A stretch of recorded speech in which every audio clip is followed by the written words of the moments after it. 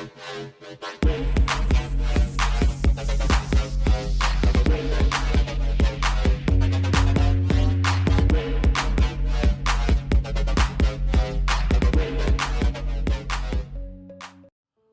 is up, my Flicky Rickies of the world? This is the Anime Squad Podcast, episode 97. Episode 97. Ooh, and I'm your Hedgehog Omar. And I'm your Echidna Robbie. And this is Fox David. And like anything before anything else, I need you to spin dash that like button. I need you to jump into the comment section. Whoop. And I need you to homing attack that subscribe button. And like if anything else, collect those rings so you can hit that notification bell. And like unfortunately today this week Josh couldn't be here because Dr. Eggman took him. Dr. Eggman. So you egghead. Rescue him. So after this recording we're gonna go save him and he'll be here next week for sure. Oh. But like anything else, like always, there's timestamps for your favorite shows. Timestamps. And last and most important thing, we have social media like Twitter, Facebook, Instagram, all that good stuff. You can follow us. All that good stuff. And yeah, this is gonna be an interesting week because we cut a lot last week. Yes, a lot of the fat. A lot of the fat, and this is Lemon trim. All the good stuff here. And with that being said, let's just jump into it. Starting off with The Legend of Vox Machina episode 3. Episode 3. And interesting episode. Yes. We move on to our next story arc. Yes. Yeah, this one's about what's his name? Percival. Percival. Yeah, his story. Yeah, That's tragic. Yeah. very tragic. How he was kind of royalty, right? He was of nobility. Yeah. And how they just slaughtered his. Yeah, these two vampires all of a sudden just came in and just murdered his whole family and just left him alone to live. Yeah, because I guess they thought they killed them as well, but hey, lo and behold, came out alive, and it haunts us to this day. But that plays on later on in the episode. But hey, Vox Machina. No, it plays throughout the episode with him being mad. Oh yeah, Percy was not having it at all. Nah, man. Like throughout that whole party, as soon as those two showed up, yeah, it was. things were tense.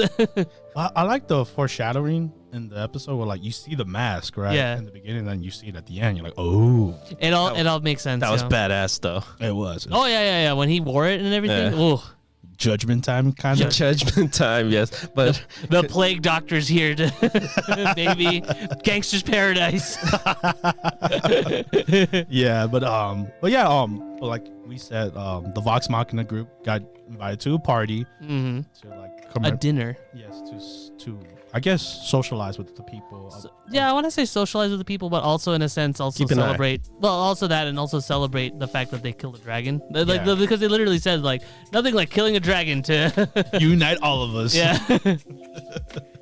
But yeah, a lot of them were like not ready because Oh yeah. they're mercenaries and they're not very high noble. So Percival was excited. yeah. He was like, yeah. Because these guys were society. literally, because all these guys were literally homeless and used to hang out in taverns like 24/7. Literally not too long ago. Literally 2 episodes ago.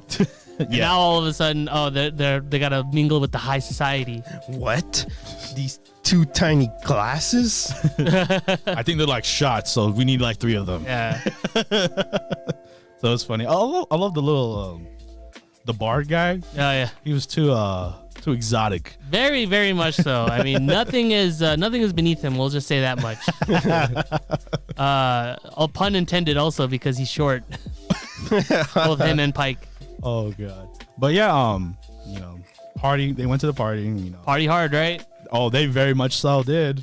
And but like Robbie said, those 2 vampires. Well, I guess one, right? The main. What's his name? Silas. Cecil. Oh, Silas. Silas, yeah. Yes, Silas and Delilah. Yeah. They showed up and it triggered Percival, and it was hard to like.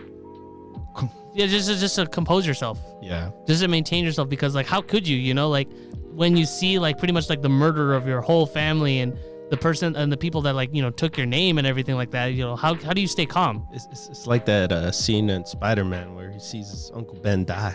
Right, yeah. Yeah, not very much so. All The anger just consumes the person. It absolutely does. And at the same time, Vax is also, sent over to, because again, Vox, everybody in the squad, they care about each other. Yeah. So they're like, hey, what's wrong, buddy? Like, you could tell us. Yeah. And so Vax basically elected themselves like, okay, I'm gonna go check, gonna do some digging, snooping around to see kind of like what's up with them. That was cool with his belt trick. Oh yeah, with the fact that it turns into a snake. Yeah. No, the only thing I'm like, really? Like, cause every single scene where like a character goes in and like kind of sneaks around or whatever, usually they can get out just fine, or they're able to detect. Okay, all right, I don't have much time. But yeah, this one like threw me off for a loop because I'm like, oh shoot, he actually did get caught. Yeah. Yeah, because it was Perseus. Percival's fault since. Yeah, because he let the anger get to him, and so like they went upstairs early. So I didn't go according to plan. But it's like how David said, like they're not really trained professionals. No, like they're just mercenaries that are good at their job, but not like pro level. If anything. Yeah, because even with the dragon, like they pretty much got lucky, if anything, or maybe not. Who knows? We don't know.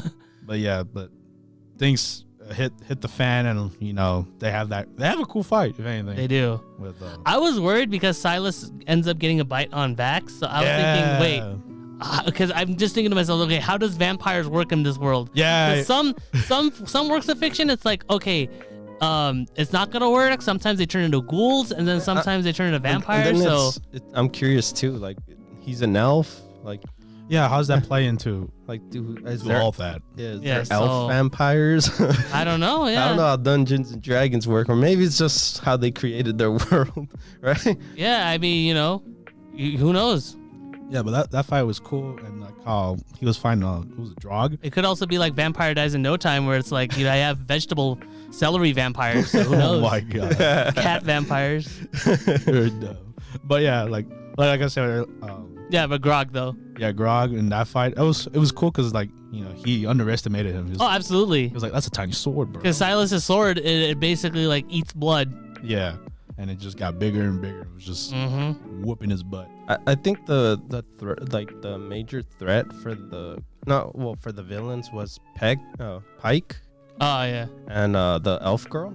Yeah, when she tapped her untapped potential, I guess. Mm-hmm. Yeah, that came out of nowhere. So that was interesting to see, to like her do that, but it backfired because Percival was like, "Get these vines out of here." You know what Silas's sword reminds me of? It kind of reminds me of what's his I'm blanking out, but in Naruto. Oh, the shark guy. Yeah. Oh yeah, like it keeps eating him. Something. Yeah. So like it absorbs. Zabuza. It reminds me of Zabuza's sword. Yeah. Oh, okay, yeah. It was like a blood-eating sword. Interesting. So it kind of reminds me of that, where it just like repairs itself, but in this case, it just grows bigger. But yeah, the Vox Machina group take a big L. Yeah, absolutely. Because they get framed for all the mayhem that happened. And also, I guess the most important part is that the vampires got what they needed to, because they talked to the king himself. The only thing that they were worried about was like, okay, don't send anybody to our lair, basically. Yeah. So as long as they can mind control the king, then they're basically left alone. But hey, hopefully the Vox Machina find a way to get out and then go after. I mean, it kind of doesn't help that like that the carriage driver that was left behind is pretty much like the only thing left behind. So Percy just like straight up just goes full on like ape shit on him. Yeah, blast his fingers off. Yeah. So. But hey, like we said earlier, he looked really cool doing it. He did, but that doesn't help his case though, because now everybody's framed. Yup. So I don't know how the group is gonna get out of this pickle. And a lot of them were like, I think the little dwarf girl, like Pike. Pike, her charm thing got messed up during the battle as well. Yeah, because of the whole darkness, I guess. Yeah, so a lot. So she kind of lost her ability for now. Yeah, her healing ability, if anything. Yeah. So a lot was lost. Yes. It kind of sucks because she's like the only healer of the group, and she's okay at it, but she's not the best at healing. But hey, now we need to find another maybe shard or another healer. That too. If they can. Right now. The bear becomes the healer. Yeah. Oh yeah. That would be dope. But yeah. Where was the bear this episode? Chilling. Man, the bear doesn't. I've yet to see the bear do something cool. I'm kind of upset. I'm waiting for it, bro. Waiting for that moment. I'm waiting for that moment where it just saves the group. But yeah. Hey, one day. One day. It'll probably be like the Gomichi of the group. Yeah. But yeah. What did you guys think of this episode? Yeah, what do you guys think? Let us know. Let us. I know the whole show ended now. All the episodes are out. So Yeah, but we're still sticking with the once a week format. Do you want to stick to one, or do you want to just put like two together? Yeah. Yeah, let us know. You just want it all in one package. So let us know. I mean, we like it, the one formula. Yes. You know, keeps us.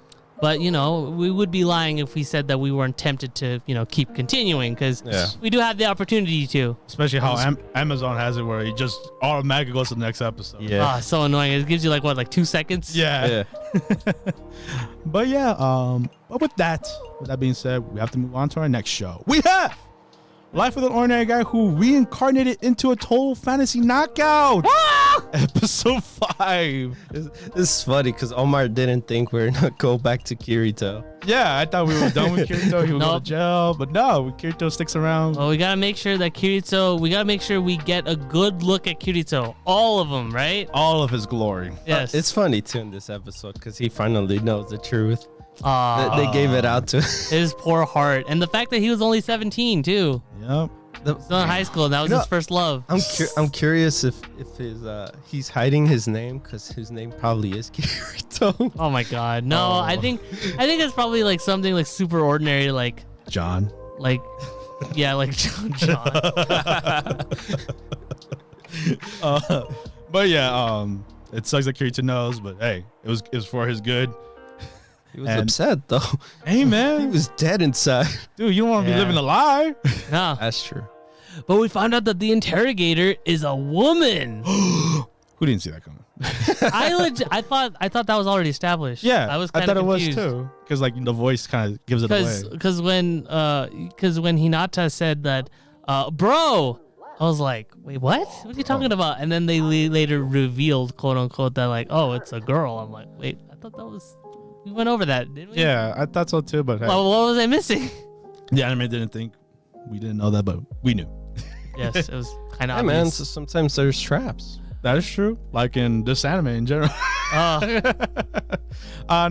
but yeah, because I guess she dresses up like a guy. Like a guy, yeah. No. But what about the armor warrior? Did you expect that to be a girl? I kind of guessed. Yeah. We were no. Me and Omar, I jokingly said, "Oh, it's a girl." You mean the mighty arm Vizd? I felt sorry for her. She wasn't able to do her any. No, she did the abilities, but nothing worked. Well, yeah, because Maze Hughes is amazingly badass. Wait, I thought we went over this before. Yeah, I know. It's just funny you say it every time. But yeah, he was just infatuated with Tachibana. Yes. And he was like so distracted in that, like his natural instinct is just dodging every attack. Dodging, rolling, because you know the boyfriend shirt, you know. Yeah, the boyfriend shirt. The bunny outfit. The bunny outfit. The maid outfit. The maid outfit. Long maid outfit. Yeah, long. Long maid outfit. Comey maid outfit. Comey maid outfit. Yeah. That sucks for the little demon girl, but she's out. She's out. Circle of life, right? Yeah, but hey, not for long though. Not for long. She gets out of that circle of life. Yes, that's when she doesn't die. No, she doesn't die. That's when Calm, another general of the Dark Army, saves her. Oh, do you think she's gonna give our heroes some much needed challenge? No. No? Okay. I think that's a joke. Unless they suppress Mr. Strong Guy. Oh. Hughes? Yeah. What's his name? Jinguji. Yeah. That's a weird name. Yeah, that's why Hughes is much better. I like Hughes better too. That's his name forever now. Just like Kirito-kun. Not Skull-kun? No, not his full name. God forbid. Yeah, I want to imagine that after Fullmetal Alchemist, like he got reincarnated as a businessman. As a businessman, and then got isekai'd. Got isekai'd. Dang, you gotta get reincarnated and then isekai. Yes. Jesus Christ. Both at the same time. and yeah, I think that's pretty much the episode. That's it. Where are they going? They're just going out now, right? Yeah, they're just going out into town. Continue adventuring. Team adventuring. Yeah, I think that was it, right? That was it. All right, just making sure. But yeah, that was episode 5 of Total Fantasy Knockouts, Mm-hmm. and we'll see where it goes from there. Are you knocked out? Maybe they'll knock us out in the next episode. Who knows? of the dumb stuff they do. Anyway, Yes. we move on to our next anime. We have the Genius Prince's Guide to Raising a Nation Out of Debt. Episode 5. This episode, man. Oh, Yeah, the a lot of mind playing going on. That's why the title is called Genius Prince, because that was pretty smart of He him. was a pretty genius prince. Yes. Well, you know, it all. See, I mean, they were talking about it. It's like, this makes sense. As in when what was the other anime that's like this? Realist Hero. Yeah, Realist Hero is try to do as well, but fails, and this one does it perfect. This one does it really, really well because like it's straight up. It doesn't establish us our main character as kind of like OP. Like there's a reason why, because like when he thinks like 15 steps ahead. Mm-hmm. Like he uses his brain. No, and like everything. And the thing is that we see this happen, Yeah. not where let's talk about this. No, you straight up see it happen, and as it's unfolding, like he eventually like reveals to us kind of like his plan A, his plan B, you know, everything else that he has planned. And the fact that like, oh, there's probably like a spy group that's kind of like hidden inside. Well, he didn't predict the spy group, but he noticed that like, okay, this is kind of weird. Why is this happening? So he uses the art of deduction to kind of figure out, okay, this guy is probably a spy. Oh, he's probably like actually implanting himself so that way he could kill the king. Yeah, and it was fun to watch, honestly. Oh yeah, like how everything was unfolding, and I really enjoyed it a lot. And dude, that guy's arm got chopped off. Oh yeah, I was thinking that like, oh, they're probably, because a lot of isekai or just anime in general, like when you have like a bad guy that like looks kind of like, you know, attractive or whatever, they usually like, oh, you know, you could be a friend, you know. Yeah. We're probably gonna like, no, not this MC's guy. ruthless. Yeah, she's very ruthless. Like I thought, like I remember on the second episode, I think I was like, oh, he's probably gonna spare him because he's like, Yeah, he's the good guy. he's right? the good guy. You know, he kind of looks like, you know, he could be a good guy, but no, he straight up just murders him. Hey man, that's a prince for you, Yeah, in medieval times. or future king. Yes, future king. Heck yeah. And I like that battle too, when he's like, where he had the kunai, and like I guess he was fighting dirty, and like he was like, oh, that's poison, by the way, and so the guy has to dodge thinking it's Right. poison, but he was like, I was just kidding. You know what? I just realized something. Does it reveal if like magic is a thing? No, not really. It's It's mostly just it's fantasy, but there's no like Magic. there's no magic or anything like that. I mean, there's like, you know, there's people that are strong, you know, and like really like they could do a lot of stuff with the sword, but I don't think there's like actual magic, right? No, I don't think so. There's no like teleportation or anything. Yeah. But yeah, our Genius Prince, you know, outplayed. Yeah. Well, especially with that, with those poison arrows. Oh my goodness. Yeah, poison Like- arrows, and then I guess Duke, right? The Duke or the guy, whatever. The Lord. Yeah, the Lord. How he agreed to his arrangement. So Yeah, but his pride got to him, and he was like, he's the one that killed my son. He must pay. which I liked. I didn't expect that. I was like, oh, okay, this guy already got him, whatever. But like, hey, it can happen. So he's like, all right, plan B, we run. We run into the sunset. Yes. But guess what's waiting on the other side? The Empire. Oh. Heck yeah. Combined forces. Yes. That was cool. That was a cool reveal as well. I like how when he looked behind him when the other troops were trying to flank him, he was like, "Wait, whose is that?" Oh no, because the one that was waiting for them wasn't the Empire. It was Natra. Yeah. It was them. But then when they looked behind, oh, that was the Empire. It's like, oh shoot, it's the Empire, but it's also Natra's flag too, combined with that. Mm-hmm. So it's like, what's going on? Is that Noah's flag? I was played this whole time. No. So hey, now he finally had to succumb his pride. Yes. And then, of course, when it came to both of the girls at the end. Oh, Ninim and Loa. Oh, that was Yeah. pretty cute. I'm glad it was finally confirmed. Like Loa does like love him Yes. because you know how she reacted and stuff. And unfortunately, they are not gonna get married Yes. because you know she's gonna be an empress now. She said that like, no, it's probably gonna be best if I stay single. And once everything goes around my way, then we can marry if he wants to. If he wants to, because obviously consent. Nymph is best girl. Oh yeah, and then We'll see what happens. Yeah, we'll see what happens. But hey, very good episode. If anything. Oh yeah. Like us talking about it, like I really enjoyed it. Oh yeah, no, it kind of helps you reminisce on all the good moments. Yeah. So I like that they brought up the sun again too. oh yeah, they brought in his corpse. Yeah, and flowers. And Yeah, flowers you got to see him like peacefully resting and not look like an idiot on how he died. But yeah, let us know what you guys think of this whole circumvent. Oh yeah. And if you enjoyed this show more than Rebuilt Kingdom, yes, I like to say so. But hey, I would love to know as well. And with that, we move on to our next show. We have Sabikui Bisco, episode 5. Episode 5, and yeah, I guess we finally get a continuation on not only like this story, but also what happened with Pau. Yeah, Pau's now on the journey as well. Yeah, she's on her own journey trying to find Milo. Milo, that bastard. it's funny because the first part is like. It looks like Peter Pan's place. Oh, Neverland? Yeah, the Lost kids. Boys? Lost Boys, yeah. That's what I'm Lost kids. Like, these are Lost Boys. Yeah, these are basically the Lost Boys and girls. And girls, yes. Has all of them, just kids. Yeah. Fending themselves and everything. I like kind of like what the environment is and just kind of like what the world is, because like in this world, I guess, in the context of this world, the kids are fighting giant flying pufferfish. Yeah. Yeah. And like that is pretty cool. Like they usually expect like I guess 2 or 3 or whatever, but this was like a fleet of them. Whole squad that apparently aren't supposed to attack until the winter, but the summertime, I guess, they didn't have enough food. Yeah, I guess this part wasn't as big as the sister part. But, yeah. But damn, the puffer fish are getting shot down like crazy. Oh yeah.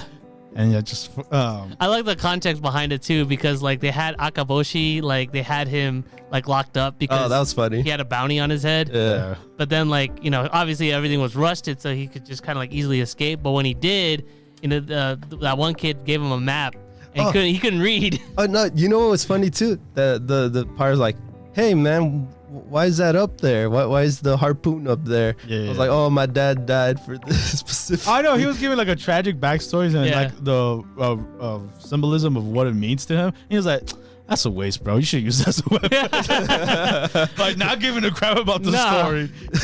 Like, what's the point of it just like rotting over there? Yeah, this was a waste of a weapon. Yeah, that was funny. But yeah, going back to Pau and her little side story, it was kind of dark. Oh yeah, no, that was wild. I didn't expect that for this show. Yeah, freaking love. Just an old couple just murdering travelers. Mm-hmm. It reminded me like Hills Have Eyes. Yeah. Oh, that's a good one. Yeah. No, because I remember when Pau actually saved them. Like I was like, oh man, I don't know. There's something up with these two. They look clean. Their outfits and all that. They look like fresh. Like yes, they didn't. Yeah. Hey, it was a good thing you were suspicious of them. Yeah. Mm-hmm. Especially Pau.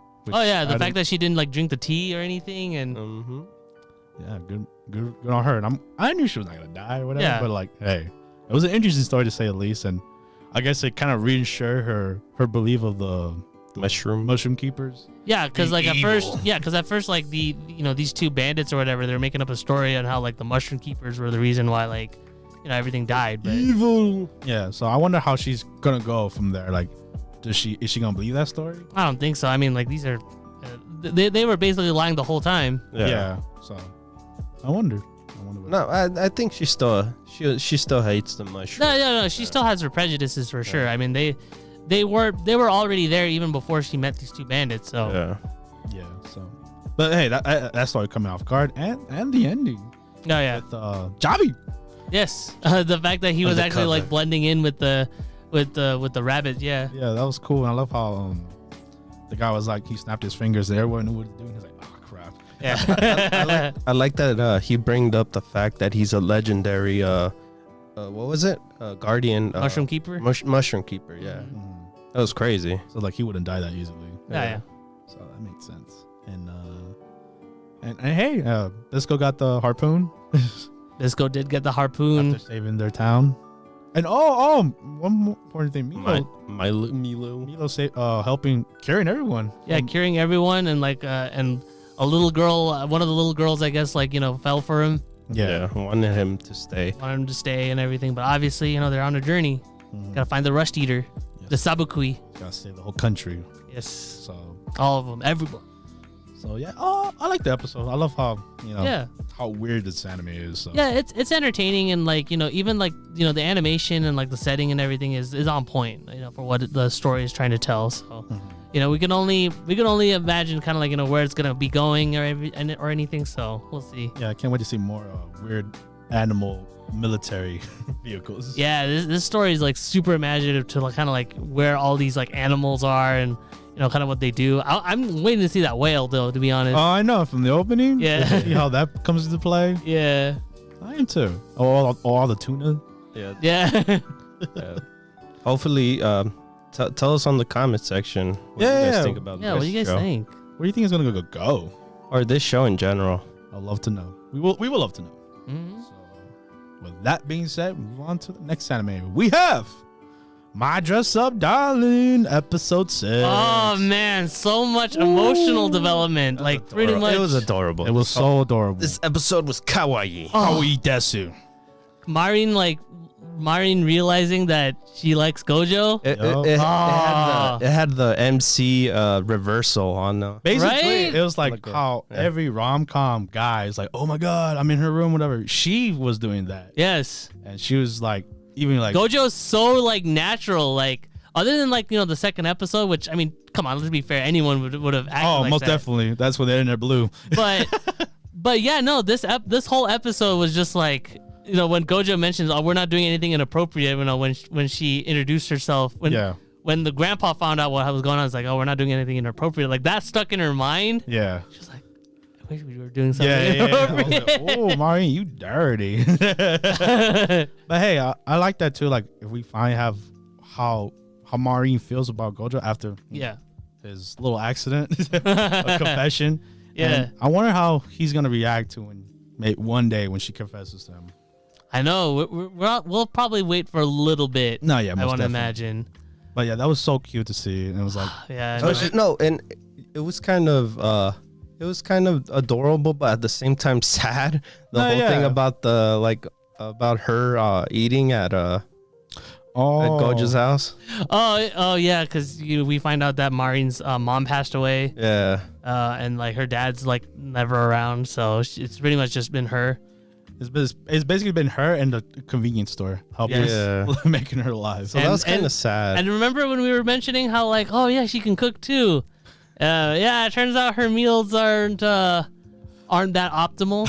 No. So now we know that, like, you know, if these two were in a relationship, Gojo would be in charge of cooking. Right. Yeah.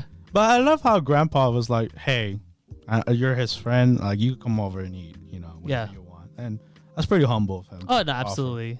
So. I'm glad that, like, right off the bat, like, you know, he was supportive and everything. Mm-hmm. Yeah, because at first he was confused with this. Oh, the undergarments? Oh, yeah. Yeah. Because he even mentioned it to his granddaughter, you know, Gojo's cousin. It was like, oh, you know, he's just that age, you know. Yeah, that was weird of her. Like, what? I was like, well, I don't remember that at all. Yeah, you know, Omar, you done that, right? Oh no. And I love how when he comes back, he has the dress, the cosplay, and he's like, oh my god, what are you doing? What is going on? And then that's when Marin shows up.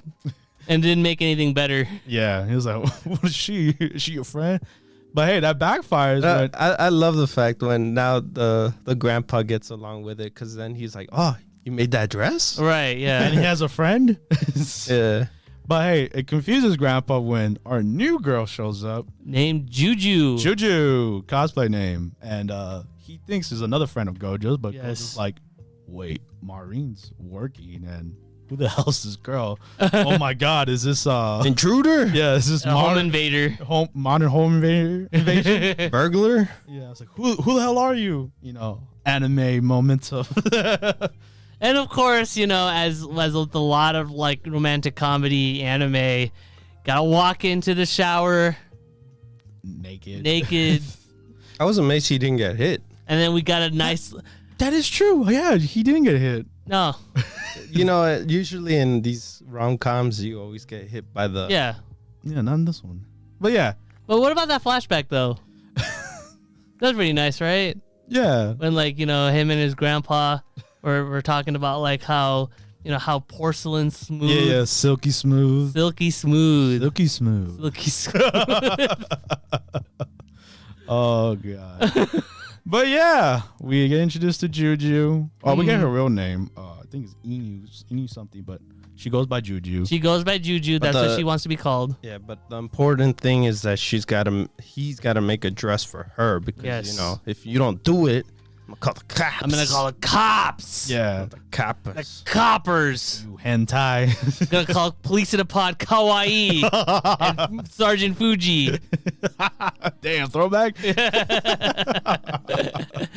But yeah, so you know, there's got a little tiny hint of blackmail going on. Yeah. But I like how it started out originally like Gojo misunderstood what she was talking about. She thought that like, oh, the dresses. Oh, you mean the Hina doll dresses? Yeah. And then she actually went along with it for a few minutes. She was like, wow, these are awesome. These are I was cool. like, what's that one? It's like, oh, you know, this is more contemporary. She went along with it for a good few minutes, and then she was like, no, I don't care about Hina dolls. They're creepy. They're creepy. I care about the cosplay that you do. I felt bad because Gojo saw had his so eyes. much light in his eyes. He was so He's like, happy. What? Yeah, What do because you mean? the thing is, like, he thought he was going, like, she was going into their museum place because that's why they always sign that paper and stuff. And she was even being polite. She was like, I'm not going to touch it. Yeah. Hey, that was not the case. And then, guess who joins along? Marin! Yeah. And turns out that this Juju person was actually the cosplayer that they were talking about originally. Earlier episode. From a couple episodes ago where it's like, oh, it's probably a middle schooler or maybe even a grade schooler. Nope. They're the same. No, she's older. She's older. Juju is older. Third year? Yeah. Yep. And Marin was being every fangirl reaction if they met a celebrity. Can't control themselves. Can't control no personal space whatsoever. What is a personal space? And I like that. Like the whole like, oh my God, get away from me. Like, I'll tell you, Jesus Christ, you're in my face. Personal space over here. Now imagine instead of Gojo if she saw her in that situation. Yeah. True. But yeah, we get a backstory of what she wants to cosplay as. It's the dark version of Dark Lily. Dark Lily, which look cool. From an anime. Yes. From an anime. I like the dedication this anime goes into, like when they talk about this old anime, they even like shorten out the actual aspect ratio into like 4:3 instead of like 16:9 like modern anime is. It's supposed to tell us that this is an old anime. So and then again, Gojo's like, what are you guys talking about? What is this? Yeah, Gojo has to do that studying again. Yeah. It's gotta get I like that though, because like again, most of the time when you hear like an otaku kind of like romance kind of situation, usually the guy is also like knowledgeable about this stuff too. That never happens where it's just the girl. Yeah. The guy has like no idea what's going on. And I think that's what makes this show so like amazing to watch. Yeah. It's like it's the other way around. Yeah, because even like low tier character Tomozaki-kun, even that one was like, no, I'm a smash god, kind of like thing. Yeah. But no, here it's just like Gojo's main trade is Hina dolls. That's his main thing. Hey, fun fact. A little fun fact about the anime: the interest in Hina dolls have gone up in real life. Oh my god! Oh my god! in real life, believe it or not. So hey, this anime is doing something good. Oh yeah. Oh man! Little fun fact about that.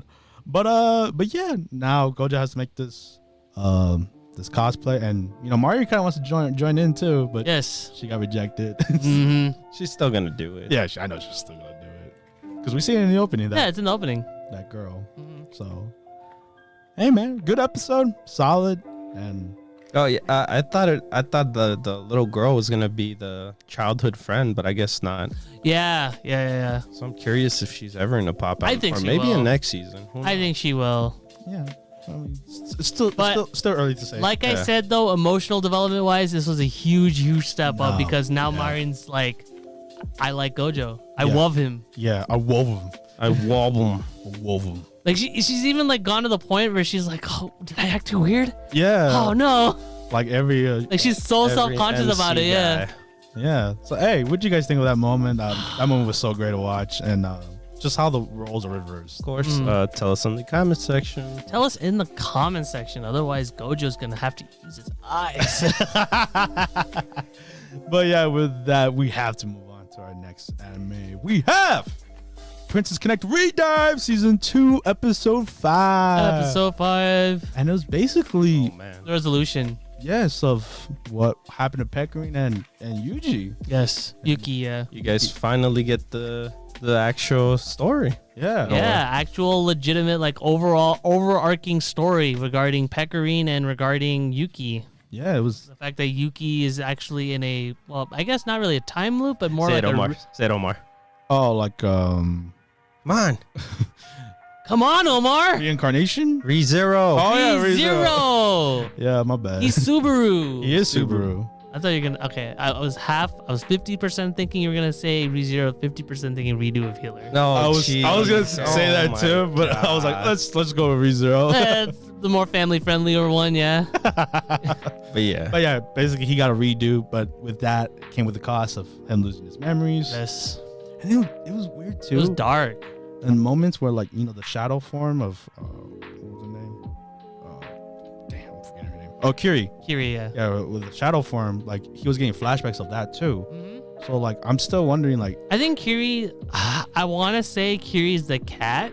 yeah, no, yeah, that kind of gave emphasis, but it looked normal, like normal society. Yes. So what I'm thinking, this is just my theory now, he got the redo, but did he get isekai into that world as well? I'm skeptical here. Maybe.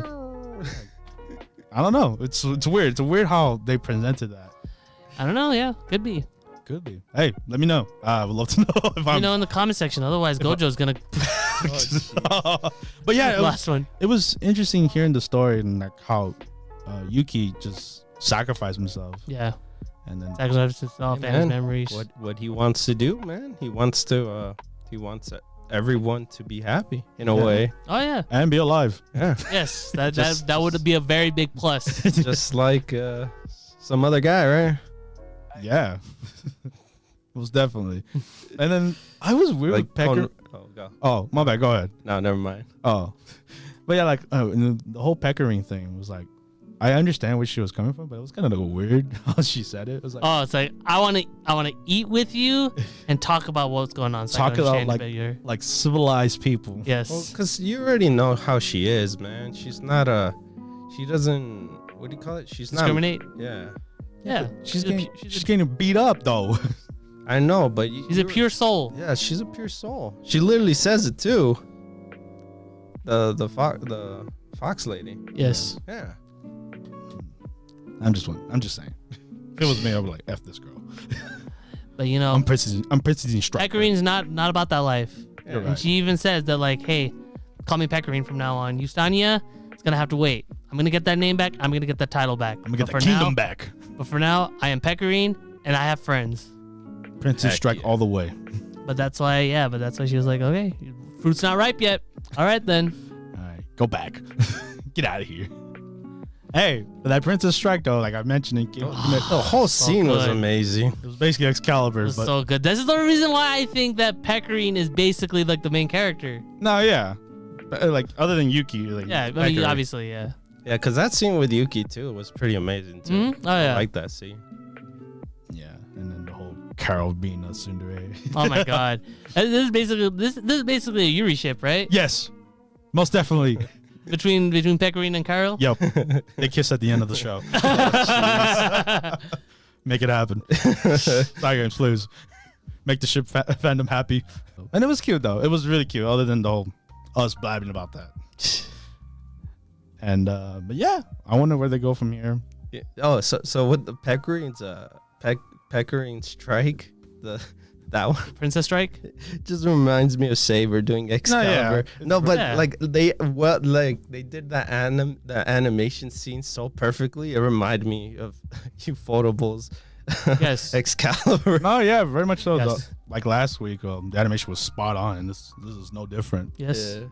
when it came to the action. So I'm glad that Side Games, still put in the work. Still putting that work. And- Put in the hour.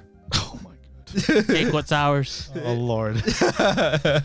But yeah, good episode. A lot of story in depth, and I wonder if we're gonna get more into that or go on our Or less into that. Yeah. Let us know. Let us know what you guys think. Yep. But hey, with that being said, we have to move on to our next show.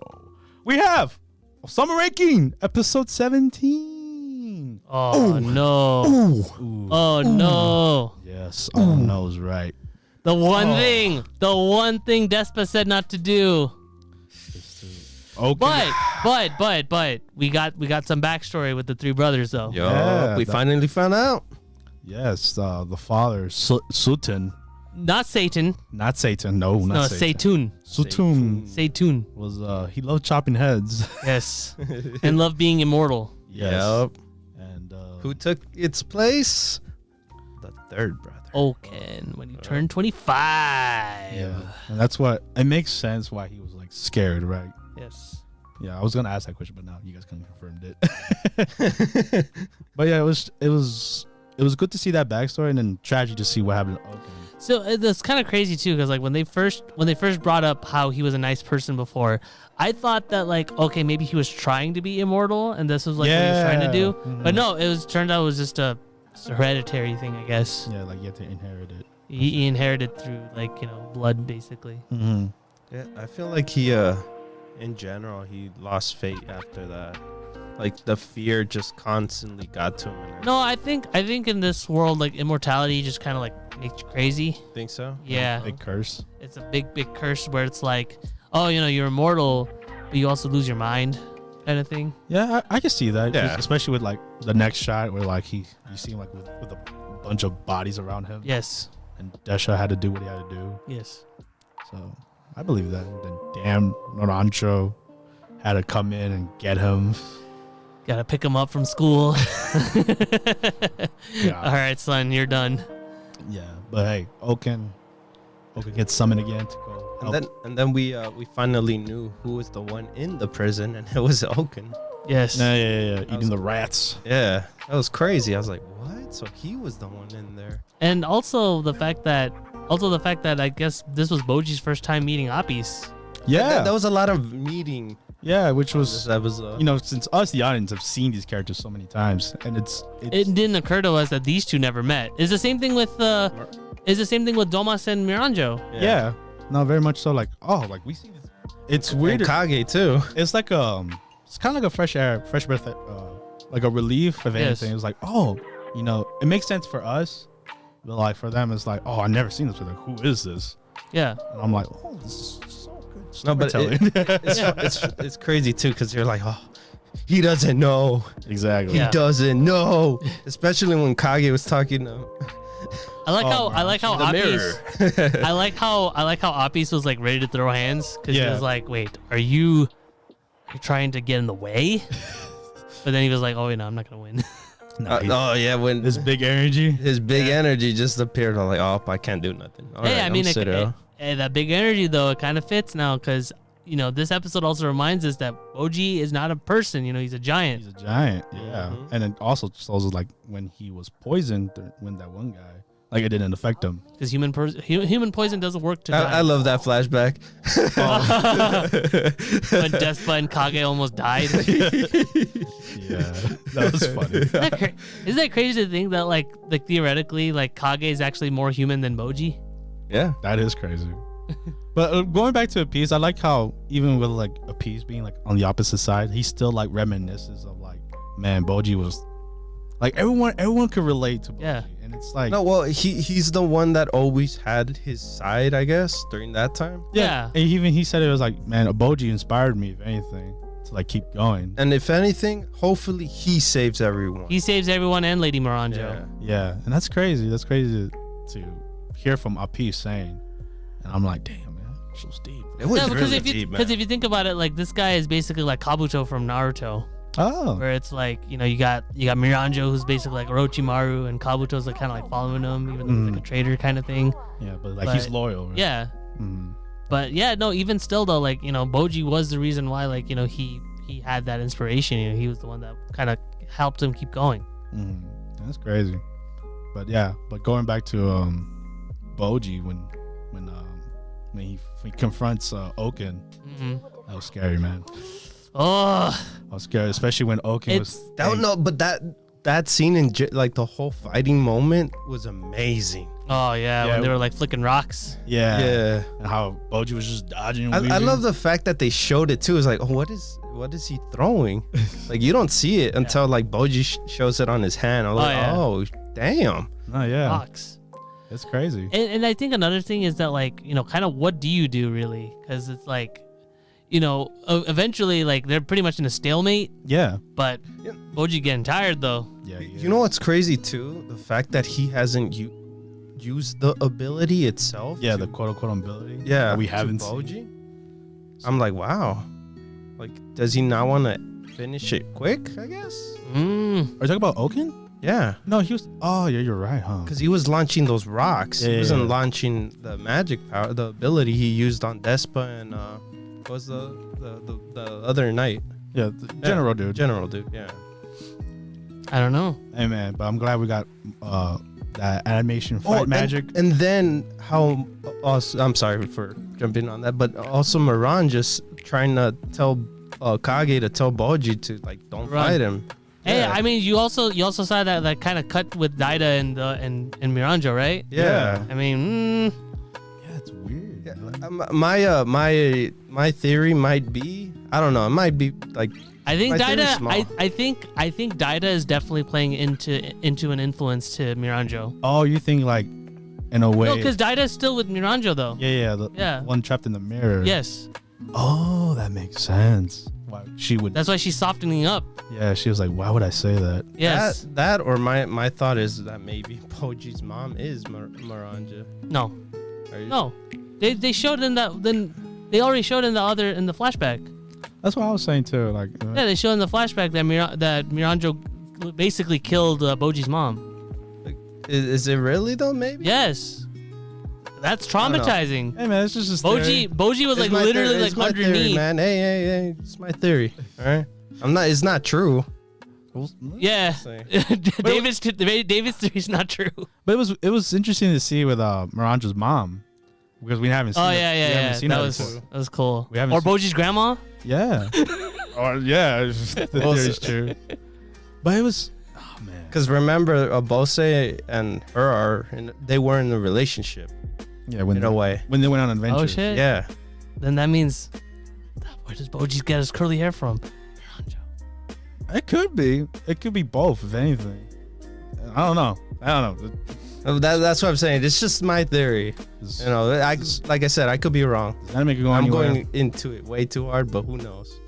This show likes to mess with you a lot. Yes. But I like when going back to the fight with Oken when he realizes, oh, Boji can't get me. He's like has that cocky laugh. Oh yeah. Like evil laugh. It scared me. Yeah, I mean, because it's meant to establish that this Oken is not the same Oken that Despa and Desha grew up with. Yeah. So I'm scared for that fight. And I love even like the part where like when Kage tells Boji to run and like Boji's like, I can't because he's gonna kill everyone else. Yes. So I have to stick my ground. Even the guy too. It's like Boji was gonna leave. Mhm. And I guess he wanted him to follow, but of course, Oken's like, nope, I'm gonna just kill this guy over here. Yeah. Yeah. Oken fights dirty. Very dirty. But hey, he don't give a damn. He's Does not immortal. care, yeah. Of course, you He know. lost his mind a long time ago. Exactly. Yeah, so Boji just ends up trying to stay in front of him. So hopefully Despa comes and help. Mhm. Yeah, it's because we see them. They're already in the castle. Yeah, they're on their way. So who knows? This I know. show loves to keep me on my toes. Also, the queen is also probably gonna help appease. Yeah. Yeah, because Stuart Little's helping out. What did you call it over? Oh, Gus. Gus. I call him Stuart Little. Or Ratatouille. Hey, Remy. what'd you guys think of that mouse's name? Rat. Is it Stuart Little? Let us know. Yeah. Let us know what you Hey, think but about yeah, this it was episode. It was a great episode. I'd love to hear what you guys had to say, Please do. and I can't wait for more. Hey, so we're a couple more episodes in, so can't wait. But with that being said, we move on to our last anime of the week. Anime of the week. We have Demon Slayer Entertainment District Arc, episode 11, the final episode of the season. And obviously you can tell this anime is so anticipated, so hyped that we have to record as soon as possible, which unfortunately during that circumstance our other members could not make it in, but we have their final words, their final reviews for the arc itself and how they felt. But let's talk about episode 11. And man, literally where I left off from episode 10 was like, when Tengen found out that the attack was not over, and everyone, it looks gloom and everyone looks like they're dead, and that beautiful surprise of Nezuko. Her ability to stop the poison bomb, I guess, if you could say, right? Yeah, like whatever was it Gintaro's ability was able to do, like she just stopped it. Pretty much. So no one got really hurt. And to not my surprise, but to the show's surprise, that Nezuko could heal poison from demon poison, to be exact. Came out of nowhere. I didn't know. Came out of nowhere, but hey, it was a cool surprise. Nezuko was not on the sidelines. I know. I was expecting her to be out for a while, since her usual I'm asleep to get my abilities back. But I guess she could come out of nowhere. I guess. No. Well, I guess she got a good little power nap, right? The power nap, right? Yeah. And hey, it was funny just watching her carry Tanjiro. But yeah, man was half broken. Yeah, and man, he had an awesome fight, man. No, you know what? He was completely broken. That was amazing. Yeah, he could move. His fingers were still broken doing the peace sign. And yeah, man, I feel like the emotional impact was gone after we found out Nezuko healed.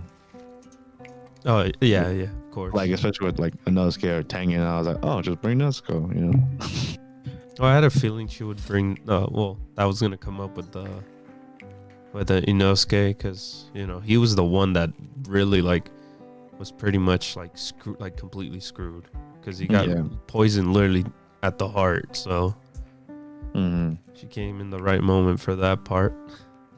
It was just funny to me when she came with Tengen, and then the girl was like, "What the hell did you do? He's on fire!"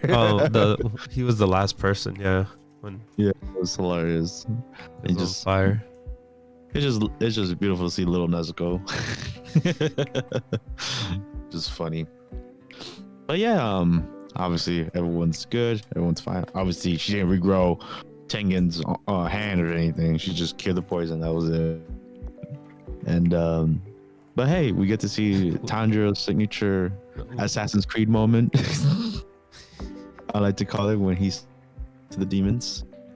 To my surprise, I don't know about you, but my surprise that they gave backstory for our upper 6 demons. What that was the thing I wanted. I think last 2 episodes. I think if I remember, I talked about it. I wish they had backstories, and now they do. Yeah. I don't know if it's the right place to put it, but I guess. Yeah. It was, at least I got what I wanted. True, yeah. I mean, I agree with you. It's literally the last episode. Now we get backstory. I guess she's supposed to sympathize like Tanjiro is doing right now in this episode. Yeah, I feel like this whole arc was kind of more of not the whole arc, but this demon is meant for love, as in, hey, your family, love your family in a way. Love your family. Your family's strong. Well, your sister, I guess, if anything. Hey, that's family. But I don't know about the mom, though. He was beating up. Oh, yeah, you're right. I mean, it was just due to the circumstances of them living in the slums of the entertainment district. And he was ugly. He was super ugly. That women were throwing rocks at him. Yep. All that stuff. And I think it was one of the weaker villains, I guess, for Demon Slayer. But it was fun though. I like their abilities. I mean, yeah, I think I agree with you because I think the spider arc that was like more impactful, and you felt bad for the mom. And here it's like it's a little too late for feeling bad, and then he came in the last minute. Mm-hmm. But hey, he gave an amazing fight. Yeah, and compared to the Mugen Train with the train person, the guy that was in the train. Yeah, that guy. I don't know, but I mean, he really didn't do much. Yeah, but this one was okay. I enjoyed this one. I hope for like, you know, when we go further on to the next arc, like there's a good villain, like you could like be scared of, and like I don't know, I just want a good villain. Other than our main bad guy, you know, our Michael Jackson guy. But yeah, it was sad to see his backstory, and then how he wanted Daki to have a better life, or her real name. It was Umo or whatever. Umo. Yeah.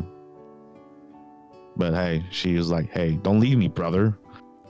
Like I follow you to the end, so I'm going with you to hell." They're walking through fire. Yeah. The ring of fire, man. Yeah. So yeah, and then, you know, obviously, I think that was kind of cheesy though. The whole part, like, "Oh, I hate you. Go separate ways, man." But it made sense for Dagi because she technically died when she was like 13 or whatever. Yeah. And, like, they were kids when they died, so that's why they act like that. That's true. Mm-hmm. And yeah, you know, Tanjiro does the Ezio, you know, reverse grandpa chair. You gotta go rest demons moment. And, well, both. Oh yeah, that's true. Both Tanjiro and Nezuko. Because both of their hands were on the demon. The demon's head. Yeah.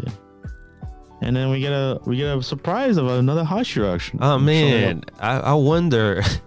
Just like one of the girls said, "Oh man, what took you so long?" That was funny. Yeah, what took you so long?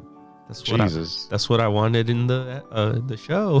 But apparently he was so confident on him to take him or try to take him down, even though that they have never taken down a upper class demon. Upper 6. Yeah. And apparently the Gintaro and Daki combo, they were number 6, if anything, from the upper 6. So the lowest ranking 6. So I don't want to hear Mr. Snake Guy be mad over here because they couldn't take him down. Yeah, he still gave his respects. He's like, "Hey, respects to you, Tengen." And then, but Tengen's like, "Nah, man, that's not just me, bro. It's the boy you hate." Yeah, man. Put in the work. Even though you know I'm not gonna be full 100 no more, at least you got one boy that's super strong. Well, I guess he included the group. Yeah, technically, yeah. It was a group effort. But you know. The one they talked about the most is Tanjiro. Yeah, it was Tanjiro. Yes. And he was like, that boy, that guy? I hate that guy. That guy sucks. He has a demon with her. So we're gonna probably get more confidence on Tanjiro, especially with the leader, of course, because he was excited that they killed the demon. The upper demon. An upper 6, if anything. Yeah. Well, the squad. So he feels like turning finally in his behalf, but it looks like he's gonna die over 100 years since anything has done. Anything has moved, I guess. But like I said, like I feel like he's gonna kick the bucket before he gets to see that day. Damn. Unless Nezuko and gets rid of that whatever disease he has.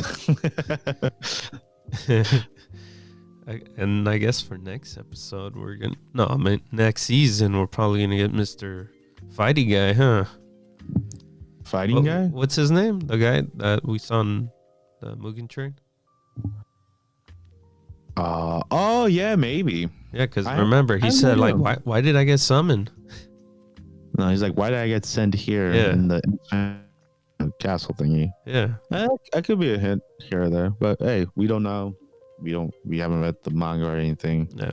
Me and Omar and Josh didn't read the manga. Ravi did. Yeah. Mm-hmm. But that's neither here or there. And unfortunately, they didn't give a little like a confirmed like hint to where we're going next. Like it just kind of wraps up.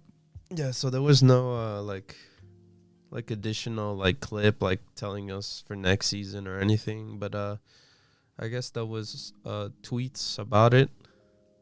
Yeah, since the time of the recording, there's already was the visual keys. Yeah. Of the, our 2 next Hashiras we're gonna be meeting up. So that's interesting. Yeah. So. Yeah. Let's get to the review. And that was Demon Slayer Entertainment District arc in total. And for 11 episodes, it was a ride. And I think with that, we finally move into our reviews. You want to go first, Dave, or should I go first? Go first. You go first? No, you. Oh, okay. What can I say? Demon Slayer, the Entertainment District in general. I enjoyed it. I enjoyed it a lot. The first half was hilarious. Hanging as our new like leaders / Hashira we're following. Fun addition, you know, a different contrast to, you know, when we were with I can't speak today. When we were with Rengoku, it was a different role model we were following. And I just love how flashy he is and like his abilities and his weapon in general. It's just, he brought a lot to the table. And so he was cool to watch. And the whole, you know, entertainment district area was interesting setting. Like it reminded me a lot of Final Fantasy VII of their, I think that their district when they have their entertainment. So I was like, okay, this is cool. I know where these jokes, and they were hilarious. UFO table, like they came in. We know where UFO table spend all their time for good reason. And when the fights hit, they hit really hard, especially like the final fight with Tengen, Tanjiro, and Gintaro guys. Insane. Mm-hmm. Oh, even like hands down to the Nez, she popped in. I was like, what? But all visually appealing and amazing. And yeah, it was a really good arc to say the least, even after coming after the Mugen Train. So yeah, with I think all that being said, the story was all right. I think it was a simple story to follow, you know, being shonen. And you know, what's his name? The Lightning Boy. He was not annoying in this one, so I really liked it. Zenitsu, right? Yeah, Zenitsu. Yeah, he was not annoying, and he was quiet the whole time, being serious, and I enjoyed that guy. You mean sleeping? Yes, his best form. And yeah, that's pretty much it. I mean, what more can I say? So I'm excited for like the rest of the anime community where this goes, and I can't wait. Probably next year when we get more news on the next arc. And I think my rating for this arc in general, I give it an 8. I give it an 8 out of 10. Okay. I think it was it was good animation, good characters. I wish there was better villains. Villains were kind of lackluster, simple, and I can see why everyone loves this show. So I think I'm finally on the train, not the Mugen train, the hype train. What about you, David? All right. With me in general, I really had fun with this arc. It's really cool. You know, them playing kind of detective in a way. That was pretty fun. I enjoy it. I like the serious moments, and I also had fun with the funny moments too. So this show had like a balance between both. And I guess the group itself was really fun this arc. Mm-hmm. And of course with what's his name again? The Zappy guy. Oh, Zenitsu? No, not Zenitsu, the flashy guy, my bad. Oh, Tengen. Tengen, yeah. I think I enjoy him more than Rengoku. I'm gonna get hate for that, but I really enjoyed him. I liked his story, his backstory as well too. And, I mean, yeah, he was like a ninja. At first, I didn't like him, but I grew to like him at the end. You get me? Mm-hmm. Through the journey of this arc. And, you can understand why he has 3 wives. No, and why he cares. Yeah, exactly. He's a caring man. And yeah, the villain itself, I guess the backstory wasn't like all great, but I liked their dual fighting style too, because that was awesome. I liked that, the whole ability to throw like the cloth all over the place, the blood sides, stuff like that. That was pretty crazy. I didn't expect that, and especially when he was controlling her during the beginning. I did not know that. That surprised me. I was like, what? That when they were arguing between each other, I was like, oh, so that was not her fighting. I was like, damn. I mean, it made sense too. Like whenever we didn't see him, and then she was doing 2 abilities, and then no. But before that, before he got even revealed, I was surprised. I was like, oh, okay, so he was technically in control since the beginning, even when she was on her own, before they revealed him, and him like, oh, look, I've been hiding inside my sister. Yeah. I was like, so that surprised me. I didn't expect that was gonna be another demon. Yeah, but yeah, I think the reveal was like good. But yeah, other than the story kind of being okay, I like the style, the look on the 2 characters, I guess. And they all did work. I really enjoyed that. Everyone shined in their ways throughout the whole arc. Everyone got their shine, especially Nezuko, because most of the time, sometimes she's always in her box. This time she popped out a little bit more, so that's awesome. I want more of that. I want more of that, even more. Yeah. But yeah, so I'm gonna give this an 8.5. Okay. Out of 10. Yeah. Nice. Can't wait for more. Yeah, you on the hype train as well? Yes. All right, that's what I wanted to hear. And like we said earlier, the other game members couldn't make it, but we have the reviews, so I will be reading off Robbie's review of Demon Slayer Entertainment District arc. He says this was a really solid story arc that he was really looking forward seeing animate, and UFO Table delivered and then some. All of the manga panel moments had their time to shine, and most of all, everything worked on key with each other. The fights, the animation, the voice acting, everything. The villains in the arc were, of course, very entertaining. I bet compared to Asuka from the previous film, Gintaro Daki were not very bright. However, their fighting was still very much a treat to watch, and kept our heroes on their toes throughout the whole arc. Some may argue that the arc being up with just fighting is a bad thing, but seeing how amazing the experience itself is being delivered, I think it's the total opposite. Watching Tanjiro grow from a simple woodcutter to the main character he is now has been a real treat. But not only that, but this arc also illustrates and showcases how much Zenitsu and Inosuke have changed and improved throughout the series. Well, and seeing Nezuko going out all as much of a thrill ride than any. But I must preference that the start of this arc was Tengen Uzu himself, aka the Hashira. He brought in so much character and personality to the fight that it's impossible to ignore, and especially given how flashy he likes to keep things. I'll say it is more than appropriate. Overall, I had a blast with this arc, as hoping everyone in the group had as well. We'll see. And I give this arc a solid 9 out of 10. I was debating whether to give this 8.5 or 9, but I settled with a 9 because not a single episode where I thought the show wasted my time. The show nailed all of the aspects for him,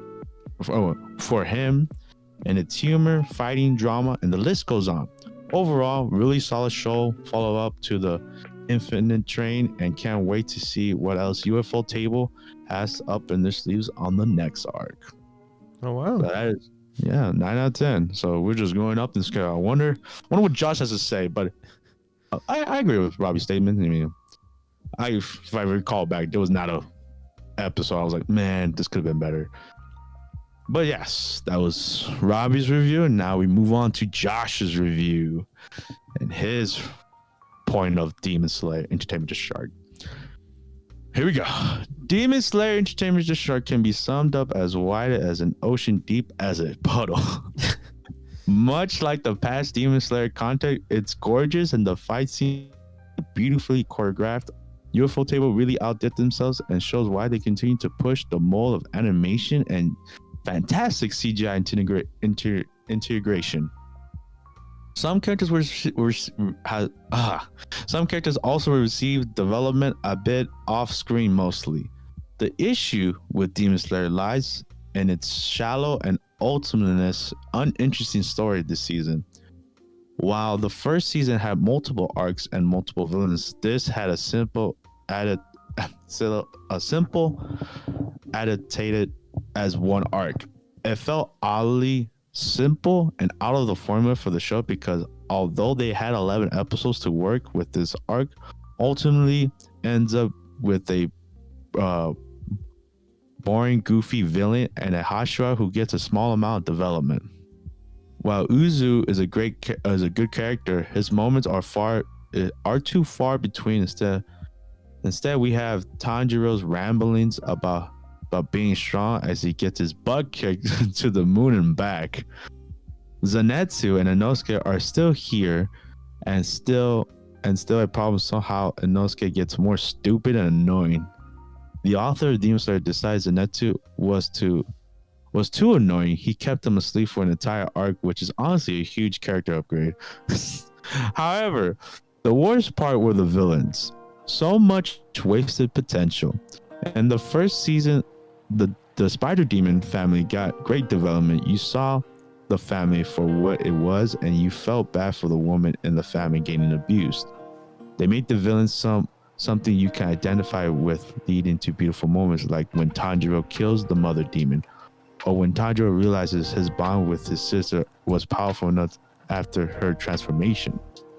These villains had none of that, instead focusing on edgy, cringy dialogue, whining, pedaling, and weird character quirks like scratching. It screams edgy. Then tried to do something with it, but never elaborate further. Tanjiro mentions that it could be similar to his relationship with his sister, but ultimately it completely wasted and on a 6-episode shonen Dragon Ball fight scene that drags on too far and gets ridiculous, with Izu being poisoned for like 4 hours and somehow fighting with no arm.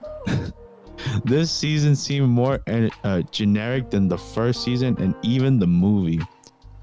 All in all, I wasn't disappointed, but I wasn't impressed. I think everyone should watch Demon Slayer for the visual spectacle it offers. It's simple eye candy, but if you care about a rich, deep storyline, don't expect much.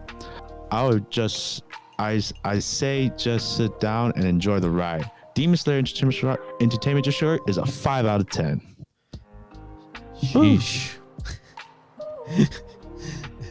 That's a sheesh. Yes, that's a lot to digest.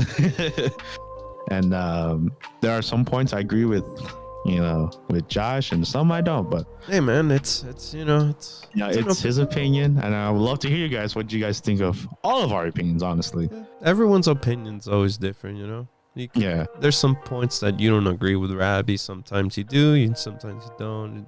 Sometimes I agree with you. Sometimes I don't. You know. Yeah, like I mean that's what makes this podcast a podcast, right? And of all of our different opinions, and we just love to hear what you guys think as well. Yeah, so we want to hear your opinions too. What do you guys think? Are we wrong? Is Josh wrong? Is Rabbi wrong? Am I wrong? Omar wrong? Yeah, who knows? Let us know. But with that being said, unfortunately, it pains me to say we will not be seeing Demon Slayer until further notice. Hopefully next year. And like we said earlier, there's already visual keys for the next arc, and we cannot wait. So with that being said, we have to move on to the next anime. We have Dragon Quest Die episode 69. Nice. Woo, yeah. Woo, yeah. And this episode is the love episode. Yeah. Coincidence? I think not. Nice. But anyways, yes, other than that joke we did, it was interesting to see the queen fight. Yes.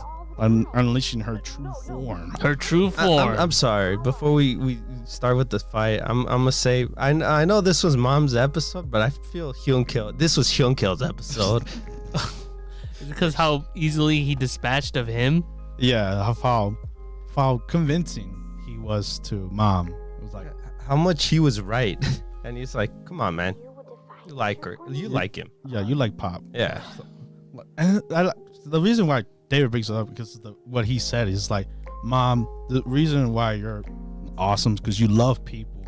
Yes. Love helping others and stuff. That's how you helped me come out of the darkness. If anything. Yes. Yeah.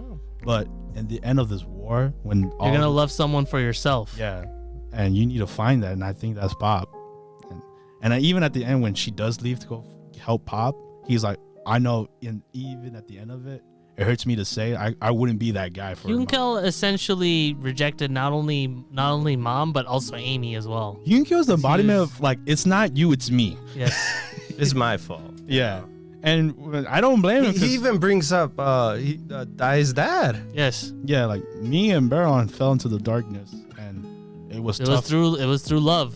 Yeah. With Hyunkil, it was the love of his dad, and which was deep. I was like, oh, that is one way to interpret that story. Mm-hmm. So that's what made the episode for me a lot. With Hyunkil. Yeah, Hyunkil.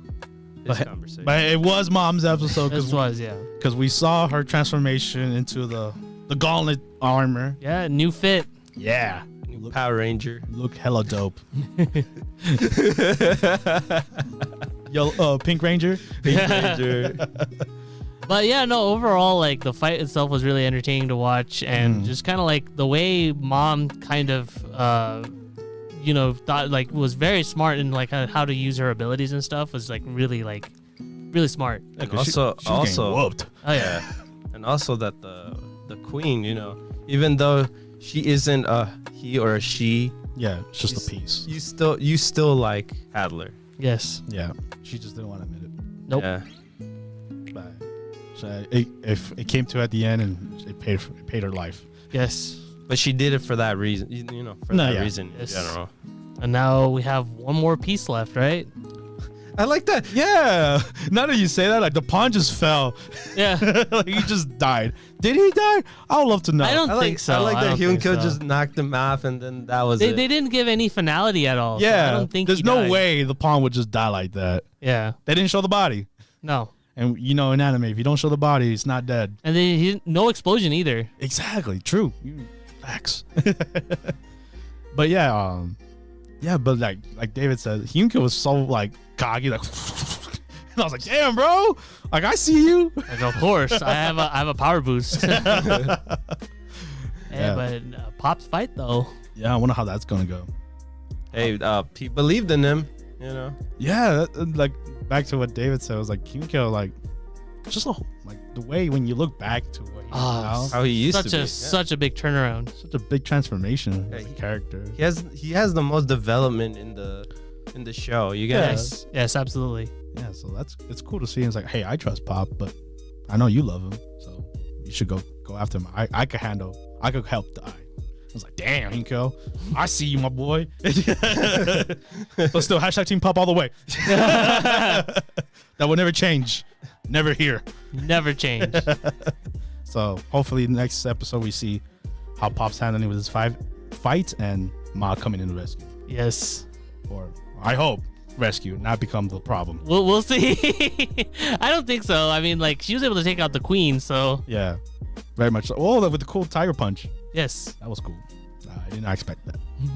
But yeah, action style like always, and can't wait for the next episode.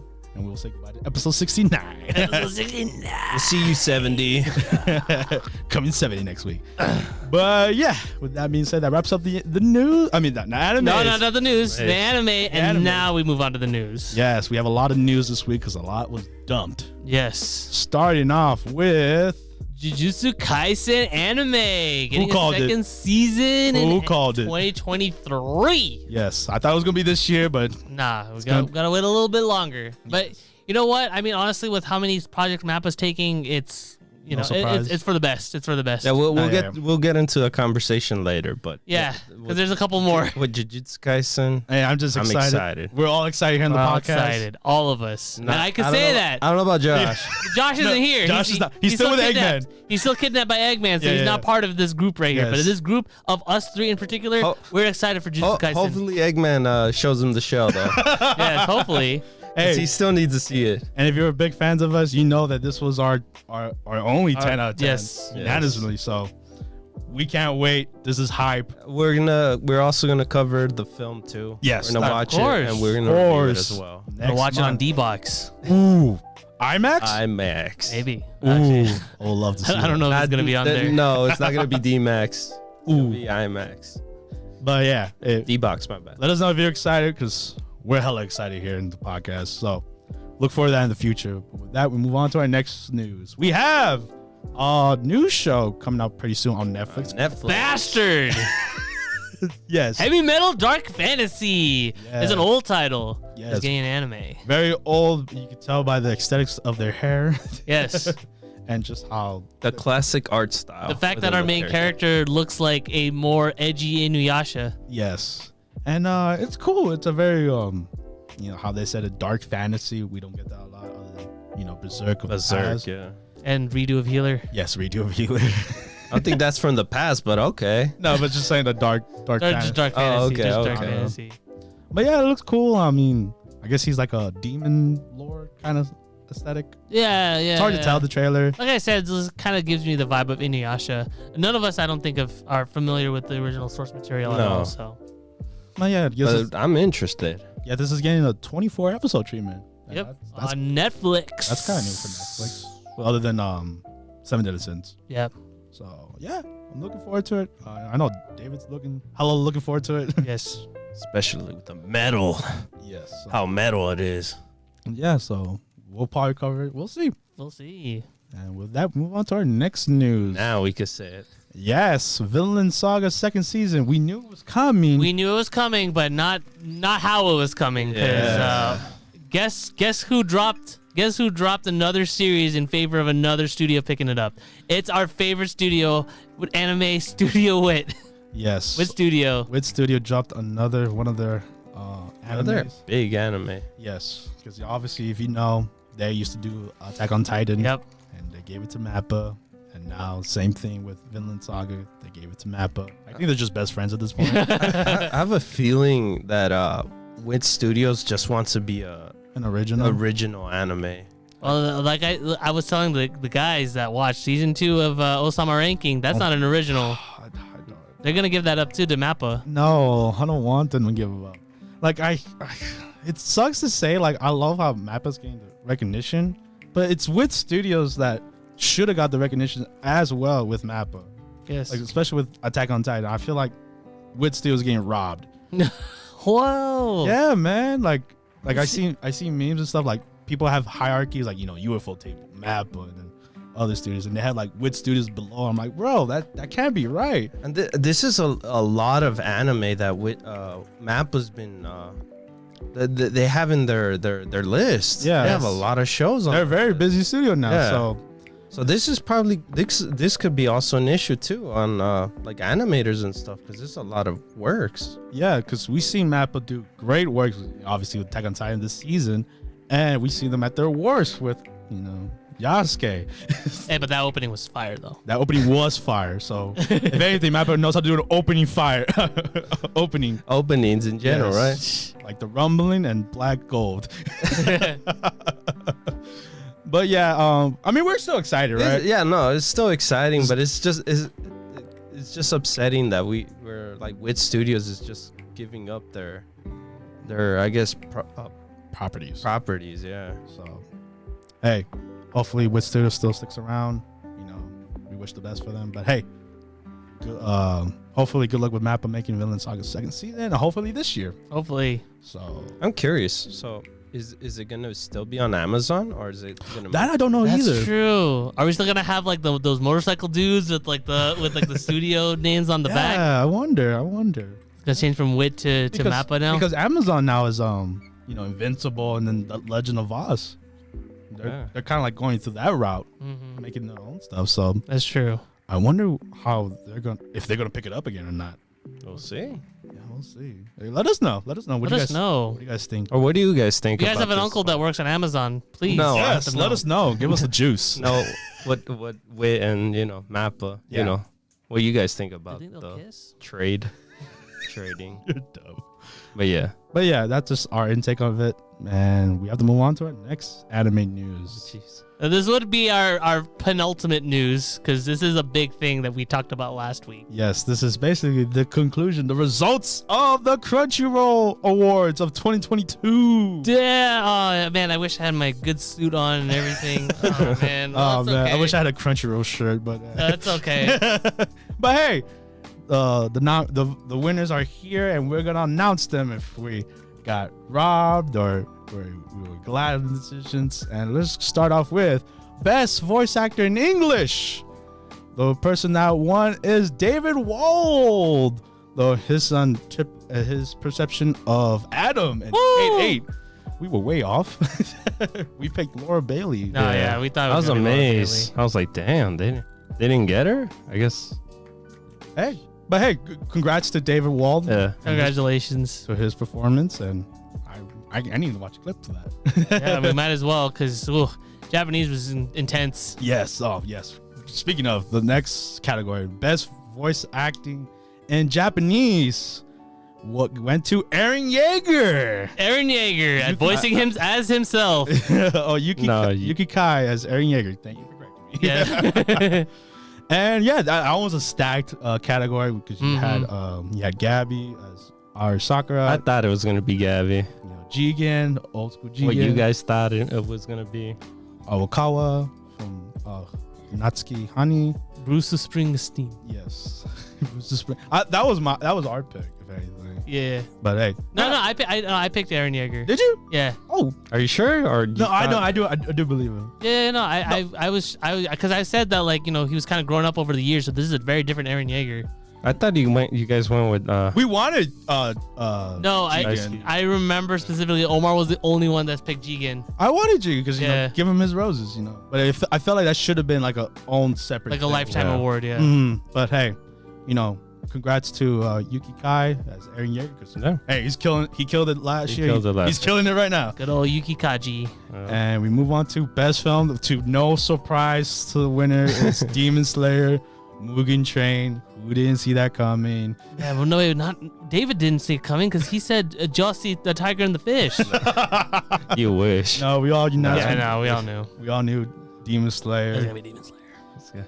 It's gotta be Demon Slayer. That was a movie. That was a no-brainer. It did so well in the U.S. So. Yes, it was like one of the. This was like right after movie theaters started opening again. But yeah, this was like the top of the charts. Yeah, it was number one. It was number one. Yeah, so for a bit. No-brainer. And we move on to Best Comedy, which is the winner. Comey Can't Communicate. Oh yeah, we got that one. Absolutely earned. Absolutely deserved. Hey, congrats to the other nominees, but it had to be Comey. Comey made me die laughing of their season. So congrats to Comey winning that category. And we move on to Best Fantasy, which I felt robbed.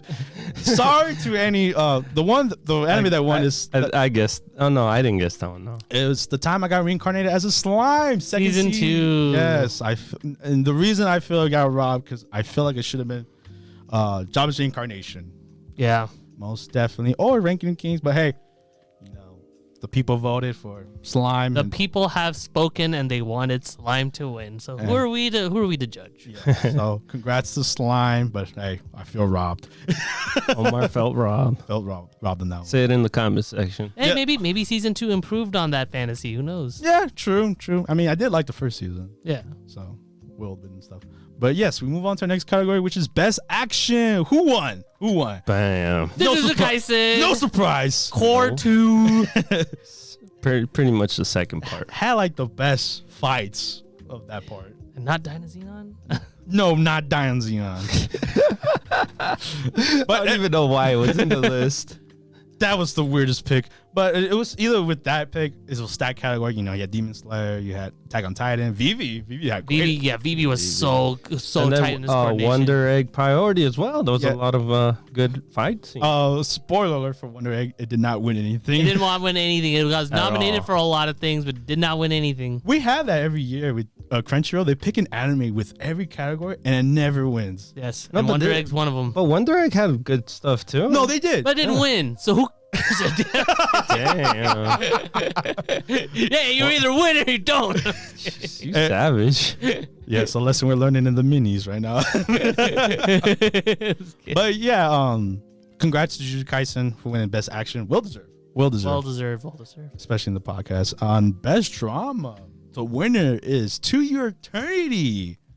Wow. I'm glad it won. It did. Yeah. I didn't expect it. Yeah, I thought it was gonna be 86. I thought it was gonna be Fruit Basket. Yeah. But hey, you know, this was a stat category as well. Oh, taxi. All taxi, yeah. I thought it was gonna be Kageki Shoujo. Hey man, Hey, some people. Yeah, some people it was thought. really a really good drama. I never saw Kageki. Me either. I just want to pick. Anyway, but I'm super glad No, but that the one category that To Your Eternity did get nominated won. So, congrats to Your Eternity, and can't wait for the second season, honestly. And we move on to Best Romance Anime. Guess who had that on their top 5, baby? Let's go. Who won, David? Horimiya. Let's go. Hey, Well deserved. well deserved. That was a great romance. Romance. Yeah, I mean, our couple was established in the 3rd episode, Oh yeah. and they had sex. But hey, it was a stat category. Hey, the Duke of Death was in But here. yeah, that was technically my my pick for this one at least. Mhm. Yeah. So I was glad. I was like, all right, No, yeah. it's here. It was well deserved, and like David said, it was on his top 5 Yes. of the year. So well deserved. What do you guys think of that one? I mean, that one, anyone could have won, honestly. So yeah. Move on to the next category. We have best fight scene. Best fight scene. And I'm gonna just say it was obviously Jujutsu Kaisen. But which Yes. fight though? Which fight you think? Not the one that we picked, but No, unfortunately, it was not the one we picked. But hey, But it was the cool stance though. it was the Yuji and Todo versus Hanami fight. Yes, that was amazing. yes, and I guess we could put our insight to that one. Yeah. Because they were moving at sync, man. That was amazing. Yeah, Oh, the beat. yeah, the clap, that song. Hey man, I'm glad Jujutsu Kaisen won either way. And Well, it had a lot of good fights in this one too. no, it was stacked too. Yeah. Like Eren versus the Warhammer Titan. Vivi versus Yugo. and then the Kobayashi episode. I did see clips of that one. That one was No, it was really cool. Cool. It was really cool. And so yeah, Probably the Naruto and the East. I don't know how to say the guy's name, but yeah. Osutsuki. that one was cool too. And Yeah. the thing I'm surprised now that I look back on it, there was no. What about Demon Slayer? Damn. Rengoku fight. Yeah, damn shame. But hey, whatever. Jujutsu Kaisen won, and it was not the fight we picked, but well deserved either way. That would have been my second choice. Yeah. No, yeah, most definitely. So hey, congrats to that. And we move on to best antagonist. The winner is Eren Yeager. Eren Yeager. I didn't feel like he was an antagonist on that part though. He was on the second part, right? I mean, if you watch the show, like what he did. I mean, if you think about it, would you say the Jaegerists are good guys? I mean, he was the leader of the Jaegerists. Well, was that on the first part though? Yeah, it was in the first part. Yeah, it was. The Jaeger? Yeah. Damn. Yeah, so like if you really think about it, it makes sense. It's just funny that he won this antagonist. And if you're watching the final, the second part, you know It makes sense. it makes a lot of sense. Yeah. Rumbling. Yeah, but hey, this was a stack category too. You know, you had a Adam? Yeah, Adam. You had a Echidna. I wish Adam won. No, He was so entertaining. we wanted this guy to We win. wanted Kaseki to win. Yeah, Kaseki. Because he's just a douche. He's the most douchest guy ever. Oh, his man. haircut. No, just the way he is. He's just an asshole. Like right away, just by the sight of looking at him. Like you knew he was a bad dude. Yeah. But hey, congrats to Eren Yeager. Still a good pick. And you know why if you watch it. Oh, yeah. But we move on to best protagonist. Did Eren Yeager also win that category? No. No, he did not. That would have been funny though. Otokawa from Odd Taxi. One win for Odd Taxi. I'm happy. Let's go. And I'm glad. That was a tough fight. No, this one's also stacked category because you know you had Eren Yeager, which I know a lot of people picked. You know, you had Joe, which kind of That was definitely a you pick. that was a me That was a pick, pick. but You pick live. yeah. And then you have Boji, you know, adorable boy here. You picked that one, huh, Radley? That was me. Yeah, that was my pick. I didn't want to. I had somebody else for best boy, but yeah, no. But yeah, I'm glad Aokawa won. You know, well deserved. His performance really good, and just how the story was told. So yeah, congrats to Aokawa. Our favorite walrus taxi driver. And we can't wait for the movie. What about Yes. Itadori, man? Hey, Itadori's great too. He's not a walrus though. Oh, jeez. Yes, he's not a walrus. And we move on to our next category. We have best character design, which went to Tadashi Hiramatsu for Jujutsu Kaisen. Core 2. which is I think for me, I think Ranking of Kings should have been there. Because it's really like different from all these shows. You get me? like I like Jujutsu Kaisen, but I feel like those are better picks. Like for example, like Odd Taxi with those animal designs. I'm like, Yeah. or like Skate 8, I was picking as well. But hey, you know, if we were going with the monster designs of Jujutsu Kaisen, well Hey, deserved. they- Yeah, they- Well deserved. Yeah. Oh yeah. But like, you know, our main cast, they just have that blue suit, like school outfit. Like, what more can you do with that? But hey, congrats to Jujutsu Kaisen for winning that, and the person that made those designs. We're not hating it. It's just, I think I am hating it. Yeah, no, we're hating it. Yeah, we're hating that. I'm not gonna lie. I felt- hate it. we felt robbed in that one. But we move on to best director Bam. of anime, and the winner is Baku Kinoshita for Odd Taxi. yes. Second win. Woo! you guys. Second win. Man, Yes. we Odd Taxi fans are gonna eat well tonight. Hey, well deserved, because the direction of the anime was probably the best. Oh yeah, thing. absolutely. How the story was told, Mhm. how the ending of it, amazing, Oh. fantastic. So well done. But like I said, I'm sounding like a broken record. Stack category, you know, yeah, Soy Boy here. Yeah. Could have also won. I know that popularity, that show did not do well. Yeah. Megalobox and that whole arc of sadness. And popularity wise, you know, couldn't. Yeah, so It doesn't reach as much as the other three. No, honestly, like that, the same could have been said for Odd Taxi too. No, I'm yeah. surprised that Odd Taxi actually won these two awards that we've announced so far. Hey man, popularity grows late. Yeah, it's a late bloomer. Yeah. I do know a few people that like ended up, you know, they did watch Odd Taxi, so I'm really happy about that. no, yeah, me too, man. Especially Just like Jujutsu Kaisen, it took a while for it to get popular. These two awards that we've announced so far. Hey man, when popular. we first covered it, it was honestly underrated. It was I for a was while. shocked. For a while. And same thing with Demon Slayer too. Surprisingly. Oh, what? Believe it or not, yes. Demon Slayer was underrated until that episode came out, and everyone was eating it We up. even dropped it from our lineup when we were watching it. now we need a Ranking of Kings, man. Oh yes, if I had to pick an anime, it would be Ranking of Kings. Yeah. They need we need them people to start watching them even more. Most definitely. Recommend them.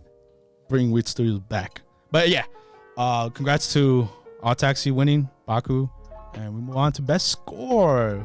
The winner Yay, is I won. Robbie for winning the best score. I'm so happy, guys. Oh, thank you so much. Touchies. No, but Demon Slayer. Demon Slayer. Mugen Train arc. My pick won. That's what I'm saying. Yes, his one and Yuki Kajira and Go Shina. which I'm glad. Yes. The music was good, but No. I mean, it's Yuki Kajira. I mean, she's like a master class at like directing anime music. I mean, there's not really much else to say. yeah. But I would have loved Odd Taxi or Megalobox. I know Mod Taxi in particular. Oh, that one had such a great soundtrack, and I believe you with Vivi Megalobox. had to Vivi as well. Yeah, it had the Vivi's whole music was awesome. Oh yeah. idol songs. Well, the orchestrated music in the background. Well, the show. And when Wonder Egg Priority. Yeah. With But- the eerie noises. Yeah. And the pickup of the music when the fights would come in, the dubstep music that would appear Honestly, too. this was a stat category. This was. Yeah. Yeah, any of this could have won. It would have been great. But hey, Demon Slayer got another W. Yeah. Well deserved. And congrats to Demon Slayer. But we move on to our most important category. Best girl. Who Best won girl. best girl? Who won, David? Best girl. Yes. Nabara from Jujutsu Kaisen. And I love her. She's waifu, but I feel robbed. Yes. Because it should have been Komi. Komi should have been best girl. I'm sorry. You guys can fight me. You guys can write in the comments. But I feel like Komi should have won that category. Yeah. But hey, congrats to Nabara for Yeah. winning best girl. And Hey, all these girls were best girl, right? yeah, in someone's eyes. Yeah. Obviously, the majority went to Nabara, which should have been Komi. But hey, that one I felt most robbed. But congrats to her. But who won best boy? Another important category. And Ding, right- ding, ding, ding, ding. Let's go. It starts with a B and ends with an E. And this is his category for Yes. sure. Yes. Boji. Come on. I mean, Boji from Yo. Ranking of Kings. Let's go. Which Yes. made sense. I said in the beginning because he is an actual boy. he is indeed an actual And boy. I want to protect him. He's Yes. not a walrus. He's not a walrus, but hey, Not a walrus, not a doctor. not a gangster. Twice. Yeah, so I'm glad Boji won Or a this one. thug. Yeah, so I'm glad Boji won. We want to protect him even until now. Yes. You know he's putting in work and he's putting in the hour. Yes. Take what's ours. So yeah, congrats to Boji winning best boy. Uh-oh. Now we go on to best ED, aka the ending of an anime, which went to Demon Slayer. another W for Demon Slayer. Yeah, that wasn't our pick. Omar was upset. I was. It wasn't Infinity. No, it was not Skate the Infinite, and it wasn't Attack on Titan. So congrats to Demon Slayer performance by Lisa. I mean, it's Lisa. It's Lisa. She's famous. She's super famous. So I'm not angry. He's mad. He's upset. But yeah, we move on to best opening, which also I felt robbed. Yes. And it goes to Attack on Titan Part 1 with Are we robbed though? I mean, like every time this opening came on. Omar's not that. Every time this opening came on, I mean. War. Yeah, I know. It was catchy. It took a while to build it up, but it's a good opening. But I feel robbed. I know. Because it should have been Odd Taxi. Should have been, but it's okay. It's okay. Because even the name was called Odd Taxi. Yes. It was a great song. It was a great vibe song. Or Crybaby. I love Crybaby. Oh, jeez. Japan love Crybaby. You're a crybaby. I'm being a big crybaby right now. But no, it's my war. War. So congrats to Attack on Titan. Attack on Titan and Demon Slayer just ate up the Crunchyrolls. Yes. They're not leaving anybody. They're not leaving any leftovers for anyone else. No, none. And we move on to Best Animation. Who won, Robbie? Who won Best Animation? Demon Slayer. Oh man, David. I feel robbed. Yeah. Now I'm Omar. I feel robbed. Who'd you want to win, David? I feel robbed. You already know. And then the next one Because probably feel you robbed. saw the arc, right? And you said that the arc wasn't as like well animated as the movie. No, the fact that no, it was more of the music, if anything. But the music won, so that's good, right? Yeah. That's award-winning music you're listening to when you watch that arc. I watched the movie too, man. That movie was amazing, right? Yeah, it was. Yeah, It was amazing. the movie was amazing. This one was just stretched. Into 7 episodes. Yeah, stretch film. 7 episodes. The stretch film. Stretch while you watch. But I think Jujutsu Kaisen had the better art style. No, yeah, animation. Yeah, I believe Animation, so. yes. But it didn't win any awards for it though. So. And then I also feel right with John's Reincarnation. I mean, when they did the fight scenes, they did the fight scenes. Oh, On just like the world itself. But hey, Demon Slayer got another W. Just eating it up. And we move on to our last category. And Big Sad too, as well. And if you've been hearing all of us all through these awards, you either think Attack on Titan or Demon Slayer. or Jujutsu Kaisen. Jujutsu Kaisen. Those were the 3 winners of this whole show. Yes. And if you guessed one of them, you were right. But the winner of Anime of the Year went to Attack on Titan, final season part 1. Turn my. I mean, the way the show's going, I don't blame people picking. I mean, it's the most popular show. Yes. So it was given, but it was a stat category. I was. All these animes that they picked were all good in their own way. 86. I'm not disappointed by any of them at all. No, For me personally. No, for Anime of the Year, no. These were all good choices. Even Sony Boy got picked. I was shocked. Yeah, I was a shock too. Yeah. Well deserved. And And All Taxi. All Taxi, Ranking Yes. Kings, Jujutsu Kaisen, and 86, which 86 didn't win anything actually. Yes. As well, unfortunately. It's sad. Yeah, At least Sunny Boy won two things. Sony Boy didn't win anything. Yeah, Sunny Boy didn't win anything. He got nominated. Nominated. Oh, I said I meant to say Odd Taxi. Yeah. Oh, yeah. I didn't mean. Okay, I sorry. But yeah, congratulations to Attack on Titan, final season part 1, and we can't wait to see it back in the charts for part 2. Yeah, I can't wait to see it sweep all the awards for part 2. But hey, well deserved. Yes. Well deserved. Rumbling. Yeah. And with that, we move on to gaming news. Gaming news, and most of this, if not all of these gaming newses, are going to be coming from the Nintendo Direct that we had just a couple days ago as of this recording. Yes. Let's just jump into it. Let's just jump in.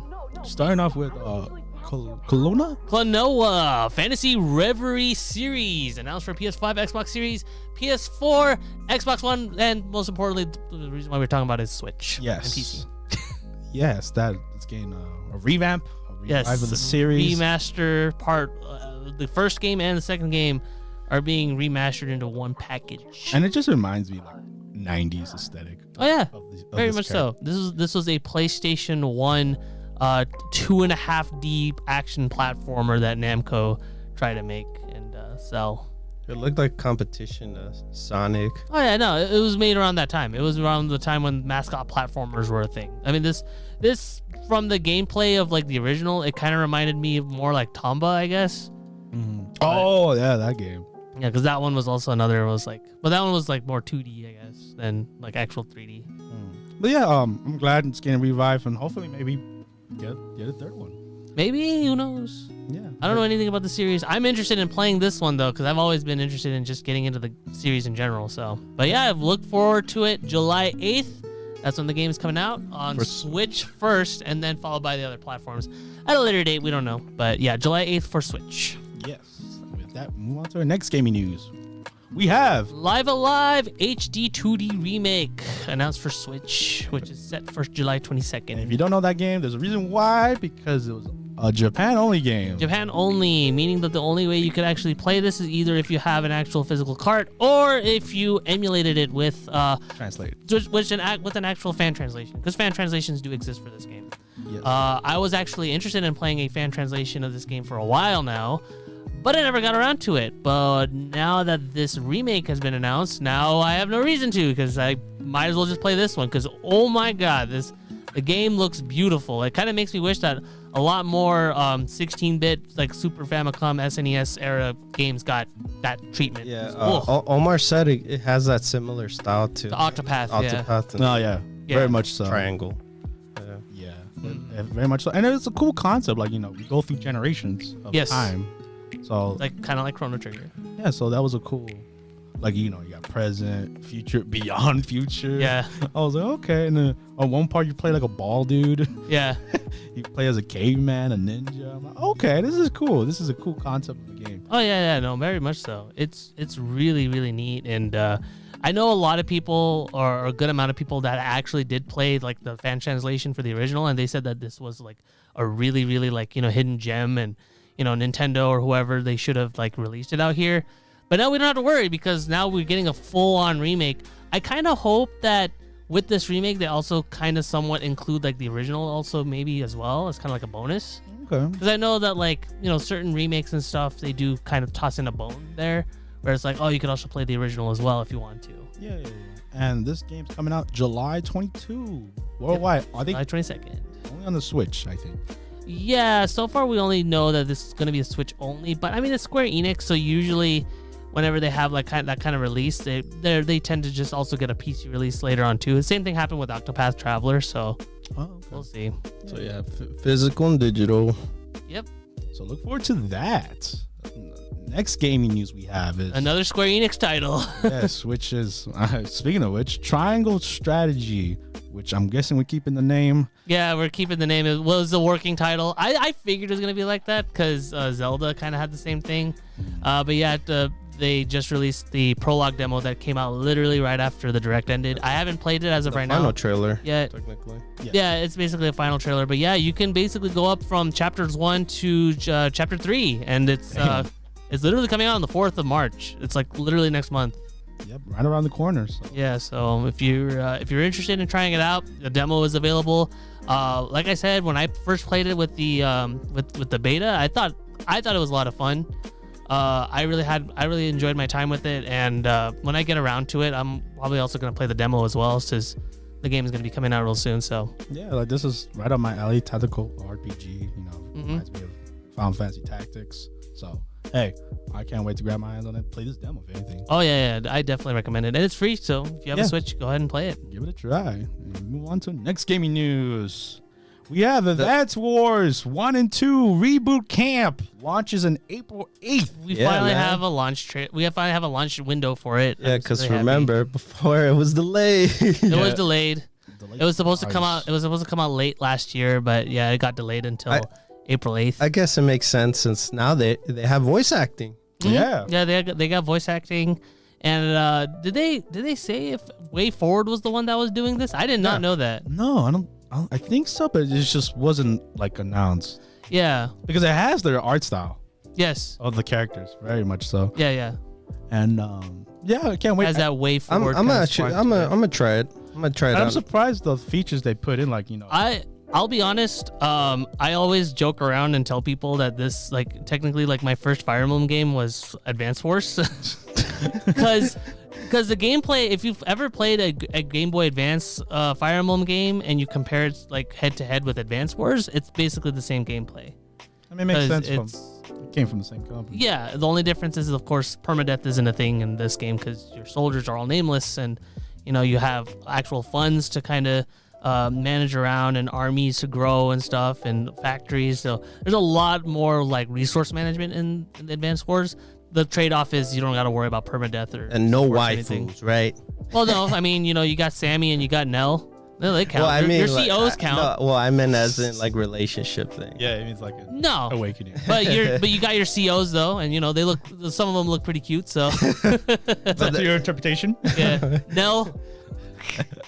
Well, that's nothing bad either. Yeah, not having the. Yeah, it's a different thing. Yeah, it's a different thing. I wonder how local play works in this game.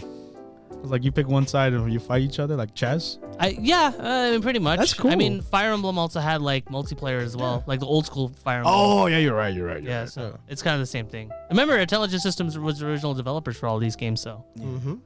Now Way Forward is doing this one, so we'll see. And we move on to our next gaming news. We have Kirby and the Forgotten Land, another trailer. the Malfa mode. Yes. Oh no. Oh no. Oh, That's a mouthful to say. So many memes. Well, the memes are funny, but the gameplay looks really interesting. It reminds me of Mario 3D. What's it called? What if it's the other way around? Odyssey? No, not Odyssey. It reminds me of the 3D Mario game. Super Mario? The one for the Wii U. The Sunshine. Oh, Galaxy. No, not Galaxy. Oh, 3D Land. Yeah. Oh, you legit. Oh, my bad. Wait, 3D Land? Yeah, the That was on the 3DS. Was it? Nintendo. Oh, 3D. Whatever.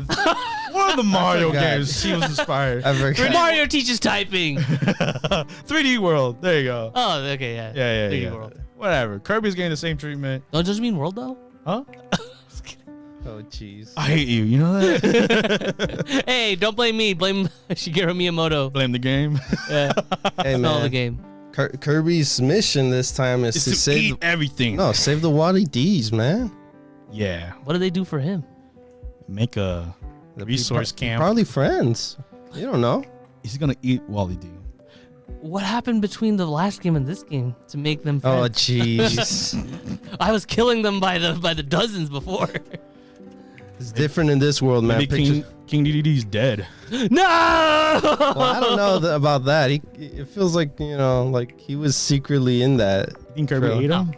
No, he was secretly in that trailer, I think. Was he? You didn't get to see his face. He's one of the villains on it. I don't know if you noticed it, right? I didn't notice. But hey, let us know if you guys saw that. I didn't see that. But yeah, we're very excited for Kirby. Yes. And his mouthfulness. Well, not Omar, though. No, not me, as you can tell. It's a mouthful to say. But yeah. Were you enlightened, man? No, if anything, it made me laugh more. Especially when he turned into a light bulb. But yeah, we move on to our next gaming news. We have Mario Kart 8 DLC. Deluxe. More DLC for Mario Kart 8. Yeah, after what, 5 years? Mario Kart 8 will never die. Oh, never. We will never get a new Mario Kart ever. Except on the smartphone. They became the GTA 5 Yes. of the Switch. With, I guess, interesting DLC, we're basically going to get all the tracks that Mario Kart has ever made. Just an expansion. Yeah. And 48 remastered courses due by the end of 2023. So it's just gonna keep getting content. Everything. Until the end of next year. Hopefully it's not just carts. Hopefully, carts. I mean, courses. Like I want actual like new carts, new characters, new. You're asking for too much, bro. Hey man, if they're putting 48 tracks, why can't they put more David, stuff? I understand. You secretly want Diddy Kong back. It's you gotta let it go, man. More characters. Gotta let it go. Dude, Smash Sora driving. I want Banjo. Ooh, heck yeah. I want Conquer. Dude, I want Taj. The next Mario Kart should just be Smash Kart. Yeah. That would be cloud driving with Mario. I want story mode. I want to drive a hovercraft. I want an airplane. I want to drive in cloud balloons. Have different modes and stuff, A good battle mode. Yeah, like maybe collecting bananas. And you could be able to like. All right, calm down, Mr. Diddy Kong Racing. Whoa! I never said that. You want Conquer too? Microsoft's working with Switch well, Yeah. I could bring him back, right? Master Chief driving Mario. Diddy Kong Racing 2? Never. That would never happen. No. I'm sorry. But hey, tough love. It's cool that Mario Kart's getting new tracks. And what track are you looking forward to that they haven't? What they're gonna improve though. I'm curious because now it's like they're not just gonna plug in the old map and that's it. They gotta like innovate it since True, yeah. 8 has that wall ability, where the carts like fly a bit, stuff like that. Like we've seen with the other tracks in this game. Yeah. Because these are going to be remastered courses at the end of the day. Mm-hmm. And I'm just excited to see how they're going to do Warriors Coliseum. That's a huge track. Yeah. Just in general. But yeah, we move on to our next game. More Mario news. More Mario, because this is a Nintendo Direct, and we can't have no Marin news, and a beloved franchise.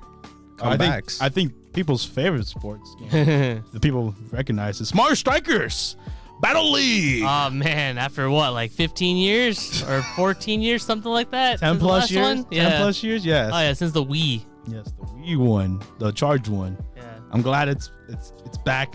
I've never played a Mario Strikers game, so this would be. Damn. Yeah. Whoa, bro. Damn. This is like. Well, if anything, this is good for you. Then. Yeah, this is welcome home. This is pure soccer goodness, arcadeness. Well, of course, it's gonna be a little bit different from the. Is it true that they had a Kremling as the goalie originally? Yeah. Yeah. What? Yeah, he was badass. Oh damn. You like. I wonder in this game, like, because this is 8-player co-op, you could pick any character. You think Diddy Kong's it's gonna be in this one less. again? He was in the last one. It's yeah, gonna that's be. what I've heard. I think it's gonna be less characters though. You think so? Yeah. Hopefully the DLC pumps up more, but you know. Who would you want to be in the roster? I want Pauline as well. I would like Did- Chomp. Why? No, as a ball. he was one of the what Abilities? Do you call it? Yeah. Dude, but just imagine like kicking Chomp around. I want Diddy Kong. He's so dumb. Oh, Chunky Kong? Chunky Kong, yeah, that's true. Yeah, Lanky Kong? Lanky Kong, Tiny Kong. As the goalie? That would make sense. Yeah. Yeah, dude. Oh, you know, what's the cool Kong? Cool Kong? Is his name? No, Funky Kong. Funky Kong, yeah. Funky Kong would be cool in this game. You want Link as well in the game too, man? I want Cloud in this game. Got the Falcon. Ooh, that would be cool. Giving the knees. Ooh, dude, as his super, he does the knee or the Falcon. Ooh, Nintendo, take these ideas. Get some Nintendo, some people from the game. Oh my god. Oh, that would be awesome. But hey, I'm glad, people are going to play this, hopefully. Like, they revamped the golf one. Yeah, so. just like Captain Tsubasa, Well, right? the golf one didn't do well. Ouch. Yeah. Well, hopefully a different fate for Strikers Battle League. Hopefully, fingers crossed, all right? Please do well. Get DLC. Captain Falcon in the game, please. Give us a lot of maps. Give us more... Striking. I don't know anything about the game, so... It's soccer, bro. I know. But punching people. Yeah, you could tackle them to death. Tackle them into the Oh, this is the game where Waluigi does the cross chop. Yeah. I don't think that's gonna exist no more. Why? It has to be in here. Did they show him off? Huh? He's in the game, Yeah, right? he's in the game. Waluigi is in the game. Did they show him? They don't show him doing that, but he's in the game. Like I saw him tackle a toad. But yeah, I want Bowser Jr. again of his crying. Oh god. Remember when he loses? You whining. He whines Like so a big hard. baby. It's so funny though. But yeah, look forward to that. And move on to our last Nintendo Direct news game, which is a big surprise for one particular podcast member in this. He's a big fan, the ultra fan. It's Josh. It is Josh, and unfortunately, He got kidnapped from Eggman, so I gotta fill in his place. Just kidding. It's Rabbi. Yay! What is it? What is it, Robbie? What? Yeah, you gotta say it, man. Xenoblade Chronicles 3 got announced. Woo! And really early. Yeah. Yes. Very much so. It's so early that like it got announced and immediately they're like, yeah, it's coming out in September. So you don't even have to wait that long. Did you expect that? Yeah. Oh, nice. Because Xenoblade 2 did the exact same thing, where it got announced in January and it was expected to come out like in November or December the same year. They on the grind. Yeah. Oh yeah, very much so. Especially with the deal. Yeah, Monolith Soft, like they're on top of things. You never ever hear about like one of their games being like in development hell for like years. They know what to do when it comes to like actually releasing games and what not to do. Like bring back a game that people wanted. Just saying. What game? Come on, Ravi. You know, it's a game that it's on the Wii U. No, I mean. Oh, you talking about the other Xenoblade game? Yeah. Oh, I was gonna say Star Fox for some reason. I was like, wait. what was that one called? Dang, what was it called? Xenoblade Chronicles X. Oh yeah. The one like open world, right? Yeah, but they said they didn't want to bring it back. Yeah, I forgot about that. Mm-hmm. That's still exclusively to the Wii U. Yeah, that's insane. The only thing I think. Yeah, at this point. Yeah. Damn, that sucks. But yeah. Oh, what do you think about the trailer, Ravi? Since you're a big fan about it. I like it. I'm still like kind of, there's a lot to kind of take in. I kind of want to see what they're gonna do with the battle system because it seems like I don't want to spoil too much about Xenoblade 1 or 2, but it seems like the two kind of worlds are gonna be merging in this game because there's races from both Xenoblade 1, Xenoblade 2. They've served their purpose. I think they're. but yeah, you know what? I actually like the design of this MC for once. Yeah. What was his name? Noah? Yeah. Noah looks pretty cool. He looks cool. Yeah. Looks pretty cool. Yeah. I like the high ponytail. Yeah. The fact he can play a flute, and it looks like he also has a Monado, which is pretty cool. The Monado? Yes, the Monado. I'm really feeling it.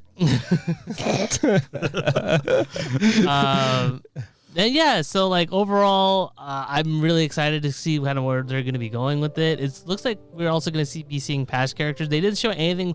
My main thing is mostly like the gameplay and just kind of like the features on what's going to be happening because Xenoblade 1 and 2, even though they're very similar in gameplay, they have a lot of differences in how they approach combat and how they approach like actual like talent arts and stuff like that. There's a lot of stuff I was curious. Is it gonna be like super like far into the like far years? Like is it like way ahead, or is it gonna be like within 10 years? Like if it was, then like a lot of the past characters probably would have shown up, and it doesn't look like they do. I think like it's gonna be like further into the future. Okay. There are two characters in particular that people are saying are in the game, but they're probably bad guys, or they're probably like, because it looks like the world of Xenoblade 1 and the world of Xenoblade 2 are at war with each other. It looks like. Oh, yeah. Because their worlds merged, but it doesn't show that it doesn't look like they're getting along that well. So yeah, so I don't know. I honestly don't know where they're gonna be going with that. They're not feeling it. They're not feeling it with each other. It's like Xenoblade 1. It's the same war that you see with fans. It's like, oh, Xenoblade 1, Xenoblade 2. And so they fight with each other now, yeah. That was perfectly collide. Yeah. Damn, deep. Yep. But yeah, I mean, that wraps up. And Rabbi's looking forward to it. I know. I'm looking forward to it. Day one? Day one. Heck yeah. All right. And we move on to our last news. Not gaming news. Movie news. If you know us, we love DC and Marvel. The DC released their lineup for this year for 2022. Yeah.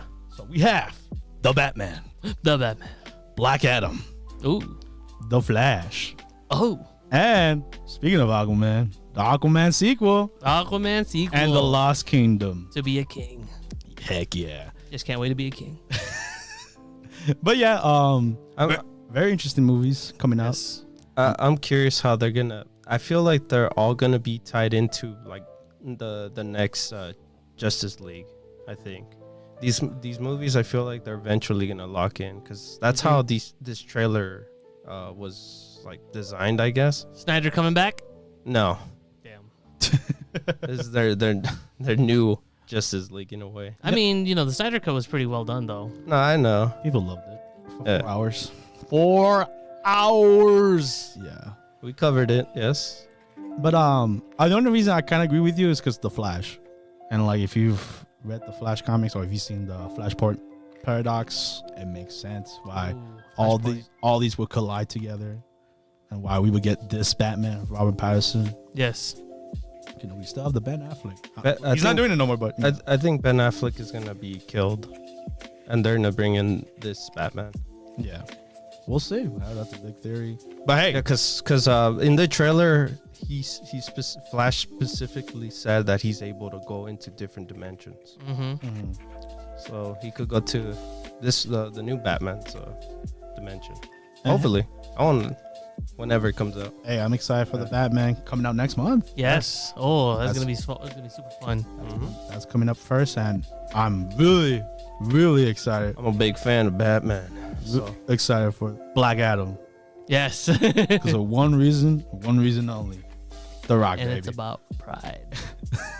And we take what's ours. Yes. We referenced that song a lot. Hey man, he put it to work. He puts in the hour. Yeah. But yeah, no. Either way, with The Rock being said, it looks cool. It looks really cool. It looks like good villain movie to be. And yeah, I'm excited for that. And then I was surprised with the Aquaman reveal too. Yeah. I mean, we knew a sequel was happening, but I just didn't know now. When what about Flash, man? I would be excited for Flash, but I never watched the TV show, and I've heard that's it's tying into the TV show. Yeah. So I think they even showed it in the 30-second promo. hopefully they give us a rundown, kind of what happens. Yeah, hopefully it's easy to understand. It's just the moviegoer. That's what I'm hoping for. But hey, when We never know. we never know. But yeah, that wraps up the news segment this week. And if you made it this far, thank you for listening. I know it was a big news segment, but hey, a lot of us dumped this week. A lot.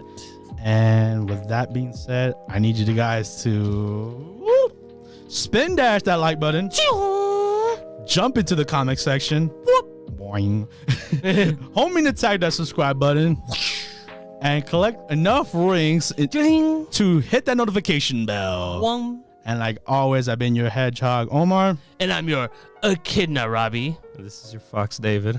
And we'll see you guys next week. Bye-bye, guys. Bye. Bye.